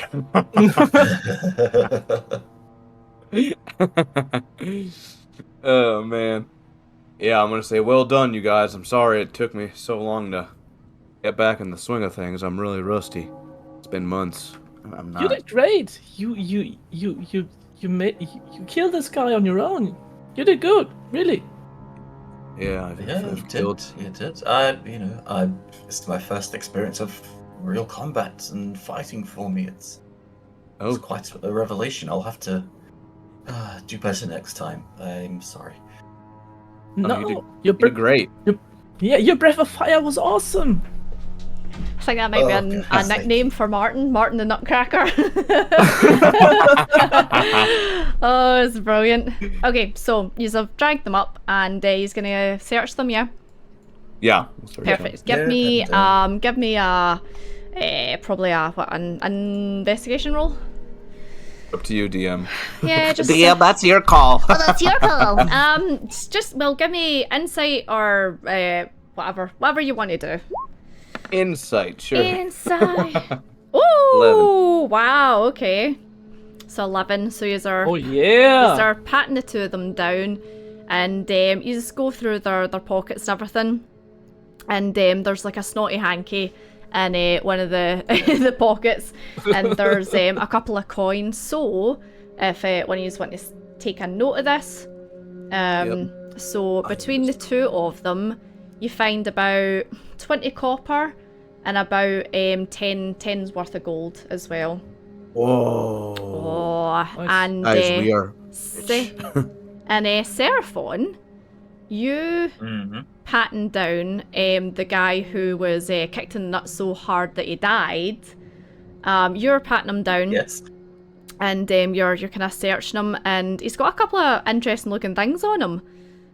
So one of them that catches your eye is a kind of like a bag that's tucked inside of his like uniform or kind of like jacket that he's wearing. And another thing sticking out one of his pockets looks like it's so strange, it's like a woman's fan. And you're like, why did this guy have this? You know? It's kind of okay. Can I fan? Can I open the fan and have a look at it? Oh, yeah. Look for So any- you, yeah. so it's a very delicate, kind of like lace-looking fan, kind of light blue in colour, and it's got some kind of like runes scribbled onto it, and yeah, it's quite dainty, quite nice. Okay. Do I recognise the runes? If they would mean anything? Or You it's just can give me fashion, like a design. You can give me an Arcana check if you want. Gonna... 12. So you're not, like, you're not seasoned in Arcana. You don't, like, study magic or anything like that. Kind of looking at them, you're just like, kind of hard to decipher. You kind of look at it and you go, I don't know, it's like symbols wrote all over it, you know? Okay, so just symbols. So I was like, okay, well, I'll fold it back up and put it in my little pouch. And so, what else was there in the little? There was the fan and A was bag. there anything else in there? There's a bag as well. Okay. So it's a kind of over the shoulder, and it's a kind of medium, like kind of just hip bag. Okay. Well, let's have a kind of investigate, have a look through there and see what's any clues or anything. Just the contents. So are you putting your hand inside?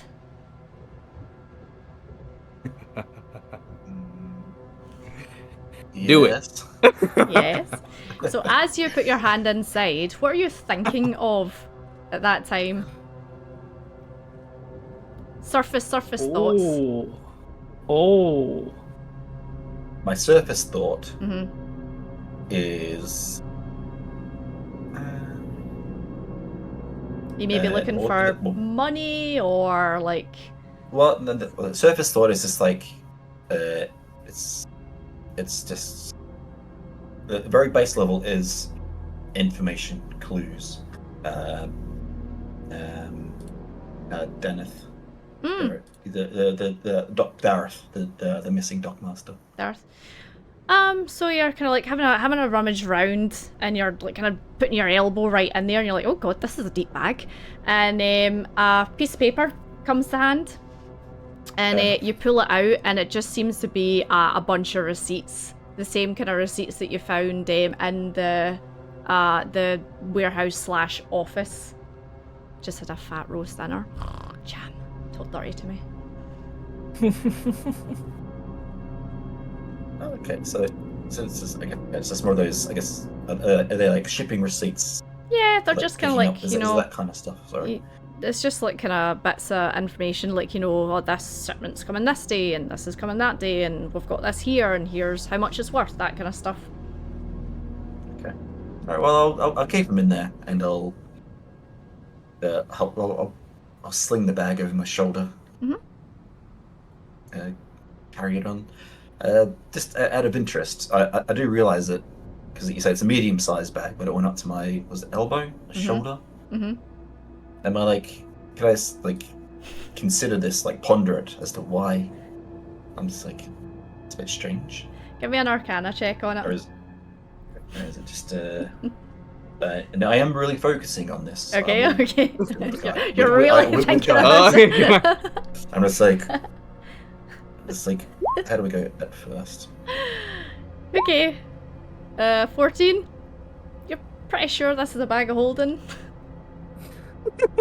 Yeah. Nice. Amazing. Congratulations, you found your first magical item. A bag of holding. Aw. Yeehaw. Just Well, this like, is- my mind is like flooded with. Imagine the amount of bread and flowers I could hold in this bag. It's Straight amazing. away. Yeah, we can keep a lot of raw ingredients in there for sure. Praise Fornax. Yeah.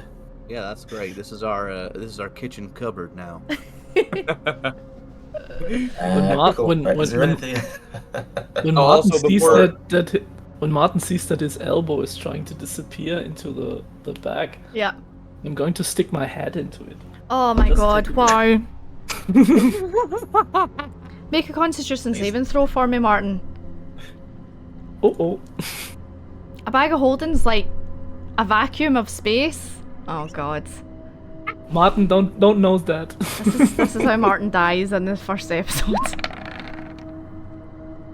Oh, fuck. My God. You, like, seconds before you put your head in this bag, go, oh, shit, yeah, actually, I remember, like, this drunk guy once at the tavern tell me, oh, my friend put his head inside a feckin' bag of holding, and do you know what happened? He got sucked inside and he suffocated and died. There's no fucking oxygen in there, we couldn't get him out. You don't put your head in, you don't get sucked in, and you don't die, thankfully. Oh, Yes, I was gonna. You are so close to just dying. Oh Jesus Christ! Okay, guys. I'm just gonna. put your head back. Sucked into space. It's like a black hole in there for information. And that's how Martin died. Oh my god. Oh, jeez. That kills me. Okay, Martin, Yeah. you lucky guy. I'm gonna give you 7 copper, 4 gold. Okay. Oh, thank you. Oh, I shared the wealth. Seraphon, you're getting 7 copper. I'll Thank take you. 6. And then, Seraphon, take 3 gold. Thank you. Nice. And then,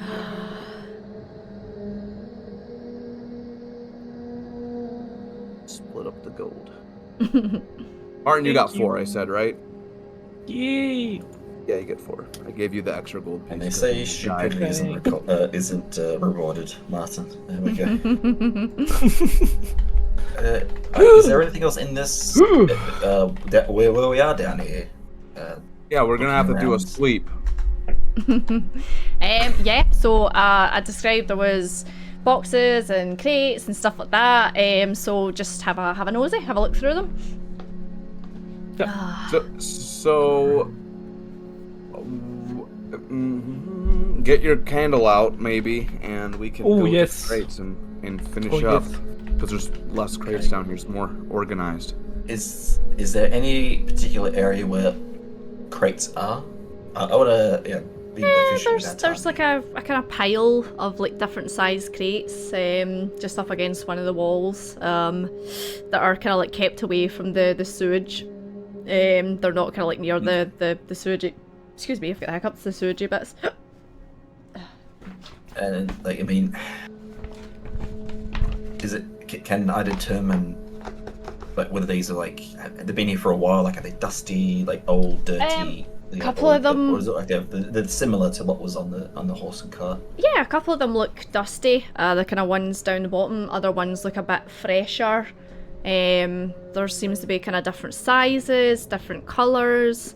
So it seems to be there's like you get the idea these guys were kind of taking advantage of this ship coming in and sneaking into the warehouse and stealing whatever they wanted, really, because no one was there to watch them. Right. All right. Well, what do you think? Light it up. Yeah, light it up. Let's see which one is his. Light it up. Okay. Perfect. So, Give me I'm lighting the candle. Give me a perception. Give me a perception check. All right, Can I try everybody. to support? Can I try to support him? Yeah, go for it. I mean, you've all got eyes, so if you all want to use them, feel free. Okay. Yeah. Well, Yeah. Oh, does the night vision is still active, or is it gone? It should be. Combat Okay. wasn't an hour. Okay. Nah, it Oh, was. sorry. Unless. Yeah, combat wasn't an hour. Okay. Yeah, it's not hard. Like, as soon as you light the candle up and kind of like pull it across a couple of the boxes, sure enough, there is the symbol of the snake eating itself on top of one of the Nice. boxes. Nice. okay. Well So we done, got the last Seraphon. There you go. Or actually, I found it. Well done, Obadiah. Sorry, I'm so old. Damn it, Yeah. I'm almost 60. Obadiah, Anyway. you found it. Yeah, sorry, I mean- got confused.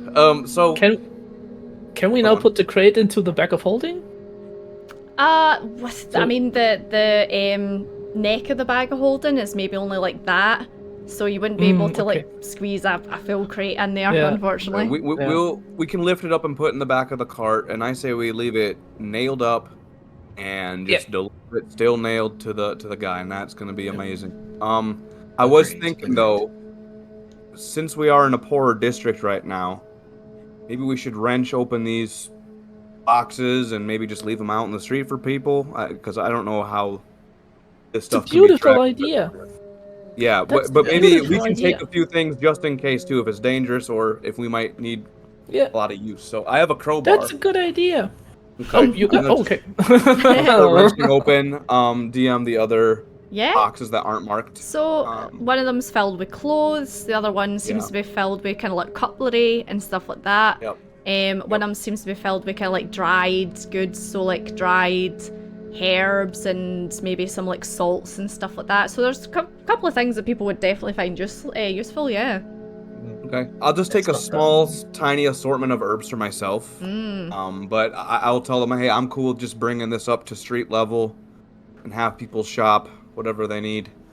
Yeah, that's fine. The cutlery isn't fancy. It's not silverware or anything like that. It's just normal. That I can determine. It's just normal cutlery, Future stuff. Alright, that's fine. Well, I will take various ingredients as well. I will need some to. Take the food. Well, no, not the food. Just some herbs for I can make some. I like all focaccia, herbs food. Yes, that kind of stuff. Obadiah's butt has a mahjong piece inside. Would you call that an ass-holding fuck? It's not inside his ass. It's inside his pocket. Okay, so I will help. Well, I'll help Seraphon because we might be the strongest. I don't know to haul up these crates. The one into our cart, and then we can leave the cart empty because we can even leave the stuff that was in the cart initially. Same deal. Yeah, could do Right? that. We can do a quick check. Yeah, so you go back up. Yeah, yeah. Daisy's still sitting there, kind of like waiting for you to come up, and she kind of like go "Burp," when you come back up, and the horse is still just kind of like there, just milling about doing horse things. So. Okay. Nice. Good Daisy, girl. come here, girl. Good girl. She's happy to see you. A wee tails, well, say a wee tail, a big tails wagon. Okay. I will leave. Just move the stuff off the cart, help get these Grimlord's carts. Sorry, boxes on the cart. And is there anything you guys want to do to wrap up here? But it looks like case closed. Yeah. Look, I guess these guys. Just I'm gonna return to the basement. I'm gonna spend a little bit of time. I'll give the two dead bodies blessings and guidance and grace, understanding that they're not being bad people, just desperate people in bad times, and who are we to judge them for desperation? So I'll just do that and come back up. Perfect. So yeah, So you're I'm ready to pull everything off and open it up and just leave it out, and people can come and help themselves to whatever they want to. Daisy kind of like jumps up on the cart, and she kind of like excited like to be in the back of the cart because she's never been allowed in the back of the cart before, And what are you wanting to do? I think it's probably a little bit later into the evening. It's prime. It's probably about Grimlord hours. 6 o'clock, 6 to kind of 8. So it's kind of getting to that kind of time where you think, it's probably Snake Pit's probably open now, Yep. Let's bring that stuff. Yeah. I think best we do that as quick as we can. Absolutely. We don't want to be caught out here with this. So you're just gonna go straight there, yeah? Yeah, that's what I would want. So by this point, you've been twice now because you had forgot your weapons. So yeah, you know your way back, and you cross over the kind of threshold into the dark alley. And it's so strange because like having now used the dark candles, you kind of see their effect as you look at them, and they have this kind of glow, this kind of grey glow coming off them. And as you cross over the kind of like the dark threshold into the dark alley, it's as if all colour and your clothes, and Martin, your hair especially would be in that kind of fiery red colour, and Seraphon, everything just seems to dull, It seems to go that kind of dark greyish kind of colour, and it just feels a bit weird, but you can understand this place is, illegal, and it's best that it's kept hidden, so potentially helps with that. And you get to the front door, and the two ogre bodyguards are standing at the front, and they're like, oh, hold up, oh, it's you three again. what's his face inside was saying you forgot your weapons and yeah, silly fucking lads. But you know the drill. Weapons over there, and then inside, and puck and fuck will frisk you, and you know. Yep. I consent. Perfect. So hand over your stuff, and they kind of like look at the cart and they're like, do you need an hand or? Yes, bring this upstairs to the Grimlord's room with us, please, if you will. One of us. Yeah, you go. I'll stay outside. You go. So the two of them are kind of like talking. I'll help too, I guess. Yeah. Okay. So one of them jumps up onto the car, and I mean he's a big orc, so he actually just lifts both of them. One under each arm, and jumps down with a thud, and then just kind of like realizes, shit, how am I gonna get through the door? So he then turns sideways and kind of like shuffles through the door sideways. And the other guy, the other orc, kind of looks at him and shakes his head, and then looks at you and goes, well, one of us got the looks and one of us got the brains, didn't they?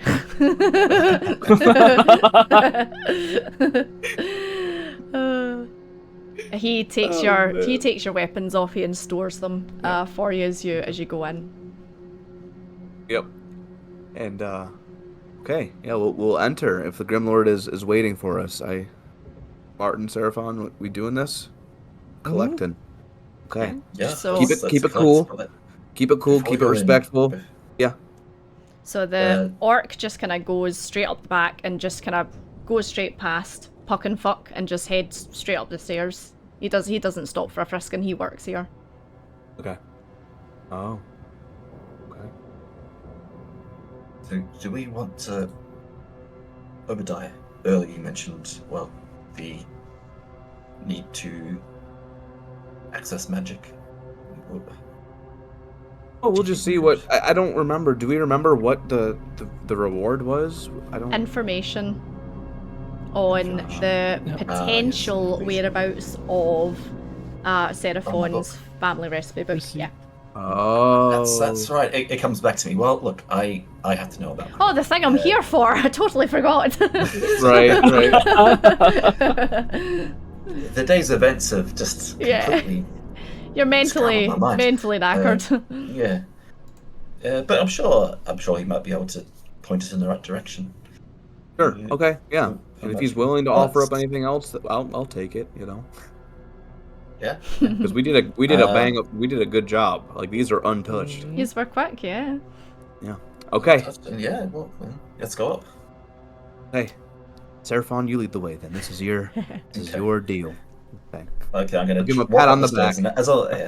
Yeah, thank you. And with that reassuring pat on the back, I'm like, I can do this. I can speak with the Grimlord. I could do this, and I'll just do a little, guidance on myself. I'd be like, okay, I can do this. I can do it. Give yourself a pep talk before you go upstairs. I like it. I am a dragon. I'm a red dragon. I'm a cleric of the Twilight. 4 axe walk over me. I can do it. So yeah, okay. You go up to the back where Puck and Fuck are, and the two of them just gotta look at you and go, arms out now, search, and just do the same as they did before and give you a rough, Martin, you're getting battered about, as per usual. And yeah, they seem pretty pleased, and they let you up the stairs, and you go up, and yeah, there's Seraph sitting in his chair, and he's kind of like looking over as the 2 boxes get put down to the side of him, and then the big orc just kind of gives him a quick bow, and then goes past you 3 and gives you a quick nod and closes the door behind him. And Seraph is just sitting there like he's just looking rather pleased as this place is lit with the black candles. So as soon as the boxes cross over the threshold into this room, they light up, like the symbol of the snakes all over these boxes. It's now really obvious and clear to see, whereas you guys just had a tiny candlelight to kind of like try and find it, So he sits there, and he kind of like puts one foot up on the desk and leans back in his chair, and he's like, "That was timely, very, very fast, my friends. Well done, well done. Well, thank you, respected Grimlord, sir. We approach you with the uttermost respect, and you set us the task, and we did it. I think very quickly. It was only yesterday evening. You spoke to us, and here they are with return to you as promised, untouched. Yeah, and I hope you can provide me with what you promised, some information on my family's heirloom. Untouched, are they? This remains to be seen. So he steps up from his chair. I was gonna- say, look, I'm sorry. I had to scratch the box to mark it, so we didn't lose sight of it. So he We kind of had like to do that. I'm sorry. he kind of like does a wee nod and he's like, understandable. He's gonna check the boxes. Okay. Ridiculous. So yeah, he looks over them and he seems pretty happy. He's like, yes, they have not been tampered with. That was very kind of you. Thank you. As you said, you treated us with respect, and we treat your request with respect. We didn't breach the contract, Mr. Grimlord. So there was discussion of trade. You bring me my stolen goods and I give you information, was it not? Yes, my family's heirloom, our book. I desperately need to know any lead you have of where such an item might have come to, if it's come to this city. Please. Yes, of course. Come, sit. And he kind of goes round and pulls his big chair back and sits down. And there's a couple of chairs just round the side of the table if you want to sit down. Oh yeah. Oh, Take yeah. off my hat and take a seat as well. Yeah. Yep. So a wee Sit seat. down too. So he kind of like sticks out his forky tongue, and Obadiah looks at you, and he's like, "You smoke terrible cigarettes. They stink." And he kind of like reaches down into a drawer and slides you across a pack of cigarettes. Oh, let's go. And he's like, yeah. "Try these. They are better." Okay, I'm gonna take the box and give it a good whiff. They smell fucking good. Okay, I'll These are called Black Ox cigarettes. Oh, let's go. And when you take one out, they are black in colour, and when you light it up, you black flame in the end. Oh, nice. How many of these do I have? 10, unfortunately, in a pack. Okay, yeah, sure, they're that's pretty fine. expensive, yeah. I'm happy to get 5 even. I'll be like, these right here are my storytelling cigarettes. So. Yeah.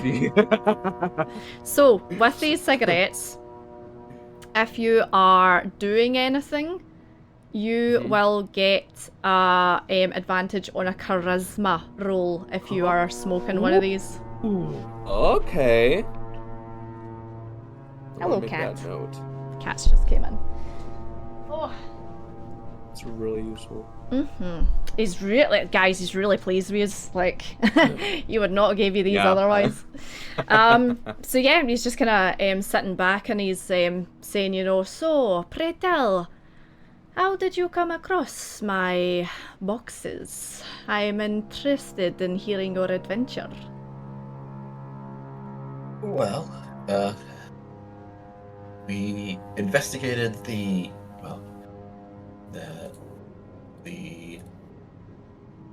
Buckmaster's office, and in search of him too, because we are looking for him. A friend of his, Zolog, has asked us to help. While searching the warehouse, we found some missing, crates seemed to be missing, and we came through to, I guess, the back entrance, loading docks, and we came across 2 bandits and their dog, and Daisy, and the horse and cart. We managed to Daisy. recover one of the. Yes, Mr. Grimlord, Daisy is such a sweet girl. But sorry, I digress. And he's like, are you talking about a person or like? Oh, she's such a sweet pup. It's a dog, my yes. heart sings. My heart sings for her. A dog, yes. So we recovered one and of the crates in their cart, and we, the dog tracked us back to their camp, shanty, shack in the poorer part of town, where our good friend Martin here, he's we couldn't have done this without Martin and his eagle eyes. Martin, the snake's kind of staring at you like you're a wee snack still. he's thinking, honestly, without Martin, yeah. I'm going a bit back. He's thinking, if I unhinge my jaws just right, I could swallow you whole. And I assure you, without Martin, we would not have recovered one of the second half of your shipment, sir. And unfortunately, these two bandits attacked us. I tried to, recover them peacefully, but unfortunately, they are deceased. It seems they had been taking advantage of the missing dockmaster and taking anything they could get their hands on. So, yeah, and here we are, and recovered. To you, yes. I can see that Amazing you are... story. Yes.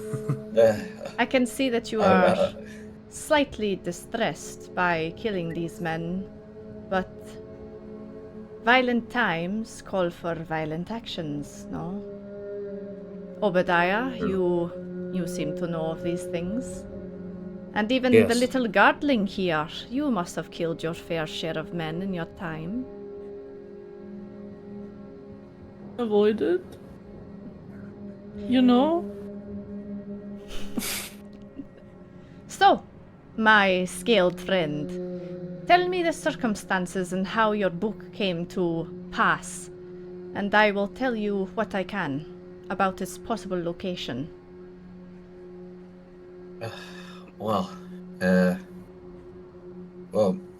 Many weeks ago now, I returned home to my family's, my shift and our family bakery, in the twilight to begin our daily bread making. And on that evening, something was different, and I came in through our bakery doors to find a scene and a mess, destruction, unfortunate death of my family, and in particular, our book, the resplendent, thick book of not just the family, but of our twilight religion, it was missing, taken from its pride of place, on our great oaken shelves. It was gone, and from that moment on, I've been searching and following what clues that I can. It's brought me here. The book itself, I could never forget. So, what it looked like. Your family, you said. Tell me, were they killed? And if so, how were they killed? They were, unfortunately. They were, torn and destroyed, bodies broken and slashed to tatters. It was shocking, yes. I am sorry for your loss, my friend. I can see it. It hurts you. But the reason I ask how they were killed is because there is no doubt about it. This is the work of the Black Knife Brotherhood. They tear people apart, slashing, biting, clawing, and then take whatever they wish. And it seems as if this book of yours was their target. And unfortunately, your family stood in their way. Tell me, this book of yours, what language was it wrote in? Well, our mother tongue, Draconic. Then you have bought yourself time. Because fortunately for you, they cannot speak or read Draconic. If it had been in the common tongue, your book would be lost and you would never find it. It may still be. It may still be in London. Unfortunately, the Black Knife Brotherhood are competition to me, so I do not keep their company or know anyone who does, as this place does not welcome them. I'm sure you understand. Of course. Mhm. And unfortunately, that is the extent of my knowledge. That's a huge lead. It is the Black Knife Brotherhood. Do you know where do they operate? A part of the city? I do not know. Know anything like that? If I did know where they were, I would exterminate them. They are rats. Right. Right. They probably don't know where you're at, and you don't know where they're at. That's your line of business. I would like to So- keep it that way, gentlemen. Of course. So if we are going to find out where they are, and we would tell you, would you help us to bring back the recipe? Because like then you can get rid of them. Make a persuasion check. Ooh, Martin. The Nutcracker. Literally.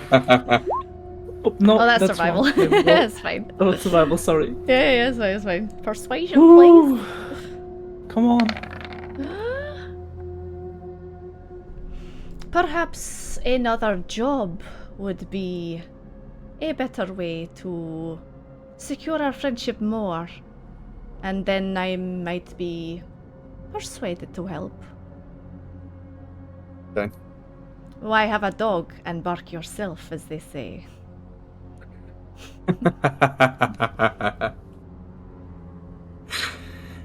Well, I was a dog yesterday. He's like, what?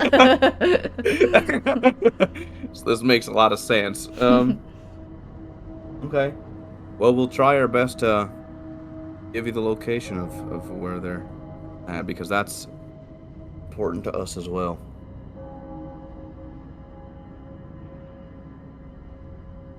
Is there anything else I can do for you, gentlemen? Or I have some other clients I need to see today. Yeah, that's all I have. I do want to have a conversation with you at another time about someone, but that can wait until you have our next job for us. Of course. My doors We have- are always open to new friends and potential partners. Sure. And we're staying at the Screaming Mackerel. I'm entrusting you with that knowledge. So, you know where to find us, to call us. That's my business. Seraphon or Martin, do you guys have anything else? Recommend us a blacksmith where we can get some equipment and weapons and stuff. Would he know? I'm gonna roll because I don't know if he would know. Would he know where a blacksmith is? Nope, he does not. he kinda looks at you and, you know, he kinda gestures to himself and you see no weapons on him, you know, but it still looks as if he could fuck you up, and he's like, I'm afraid I have no use for steel. No, I do not know. It was worth a try.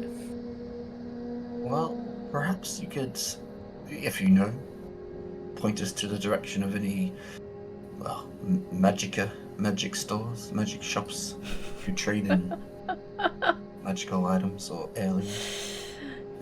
Kind of looking at you now, and he's like, "You're kind of starting to push your luck."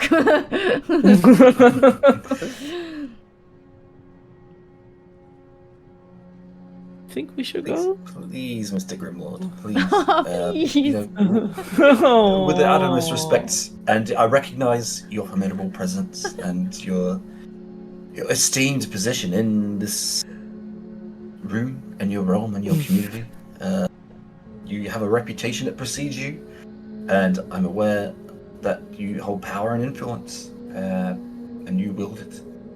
You know, we've come to an understanding to offer mutual benefit to one another, and that benefit could benefit us with Good Lord. having access to magical tools and instruments. So I would appreciate anything, and that would be my last request until the next job is assigned to us.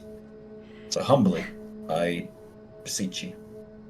You see the eyebrow raise and the forked tongue kind of comes out. Make a persuasion check. It's gonna be quite a high DC, but let's see. Okay, persuasion with guidance and persuasion. Come on, give me. 6. So, with a. Can I say I've also got a flash of inspiration from last week, from the other first session. Burn it here. use that Inspirado. Go for it. May as well. No! Hey. Okay. Why you are doing this algorithm? Why? So yeah, the forked tongue kind of like comes out, and you can tell he's a little bit annoyed because he's like, I've already given you, this is a trading place, and you're not trading, you're just asking. So he kind of like sits back and he's like, perhaps you should go and pay the Seluna sisters a visit. The Luna sisters. We will. Thank you. I'm just gonna hastily get up and just get the hell out of here. Yeah. I can see how we've like worn out the welcome mat extensively. He's desperate to get into his boxes, and yous are still hanging around. I'm first out of there. I'm just gonna be like, I'm kind of embarrassed. Scuttle out. He really wants to light up the opium pipe, and yeah, he's like, he's got the shakes. He's like,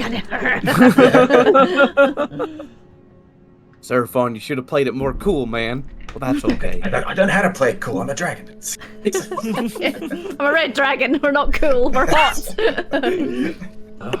It's okay. I guess you just pushed your luck, and today it wasn't it. But we've got a lead. Okay. We get our weapons. Saloon sisters. we get our weapons. Yeah, this time we're going to get our weapons. Perfect. That's fine. So you get out, and they hand you over your weapons, and the horse and dog are still at the cart. Okay. Well, I say we keep the. I don't know much about the dog, but I definitely think we should keep the horse and cart, and I can pay for keeping it somewhere close to the mackerel, like a lodging place for a stable, if you will, or whatever. You have those out west. I don't know about here. But yeah, I can. So we can feed and water our horsey and keep the cart. What do you guys say? That's a good idea. Yeah, that sounds good. Daisy is staying with us. Okay, we can keep Daisy, I guess. Daisy's It's a lot of responsibility now, Seraphon. Daisy's sitting there, her tail's wagging. I'll put my hands on my hips and be like, dog is a lot of responsibility. I know you're kind of a younger guy, so, it's your responsibility to take care of her, all right? Or else, all right, I will. Old Dobie will have some words for you. I promise. So if we're going back, are we going back to the mackerel? Yeah, we need to debrief with Zolog too, as well, about it being tossed except for his room, barefoot lady. See if he knows anything else that he's not telling us. So, what do you want to do? Because that's 20 minutes over. Do you want to wrap up here, Yeah. or do you want to quickly do Zolog and then wrap up? It's up to you guys. Where you just want to stop. I'm cool with wrapping up now. Yeah, I'm okay with that. Yeah. So Yeah, I you think that's a good stopping point. picked up your weapons. We pick up our weapons. We End pick up our scene. weapons.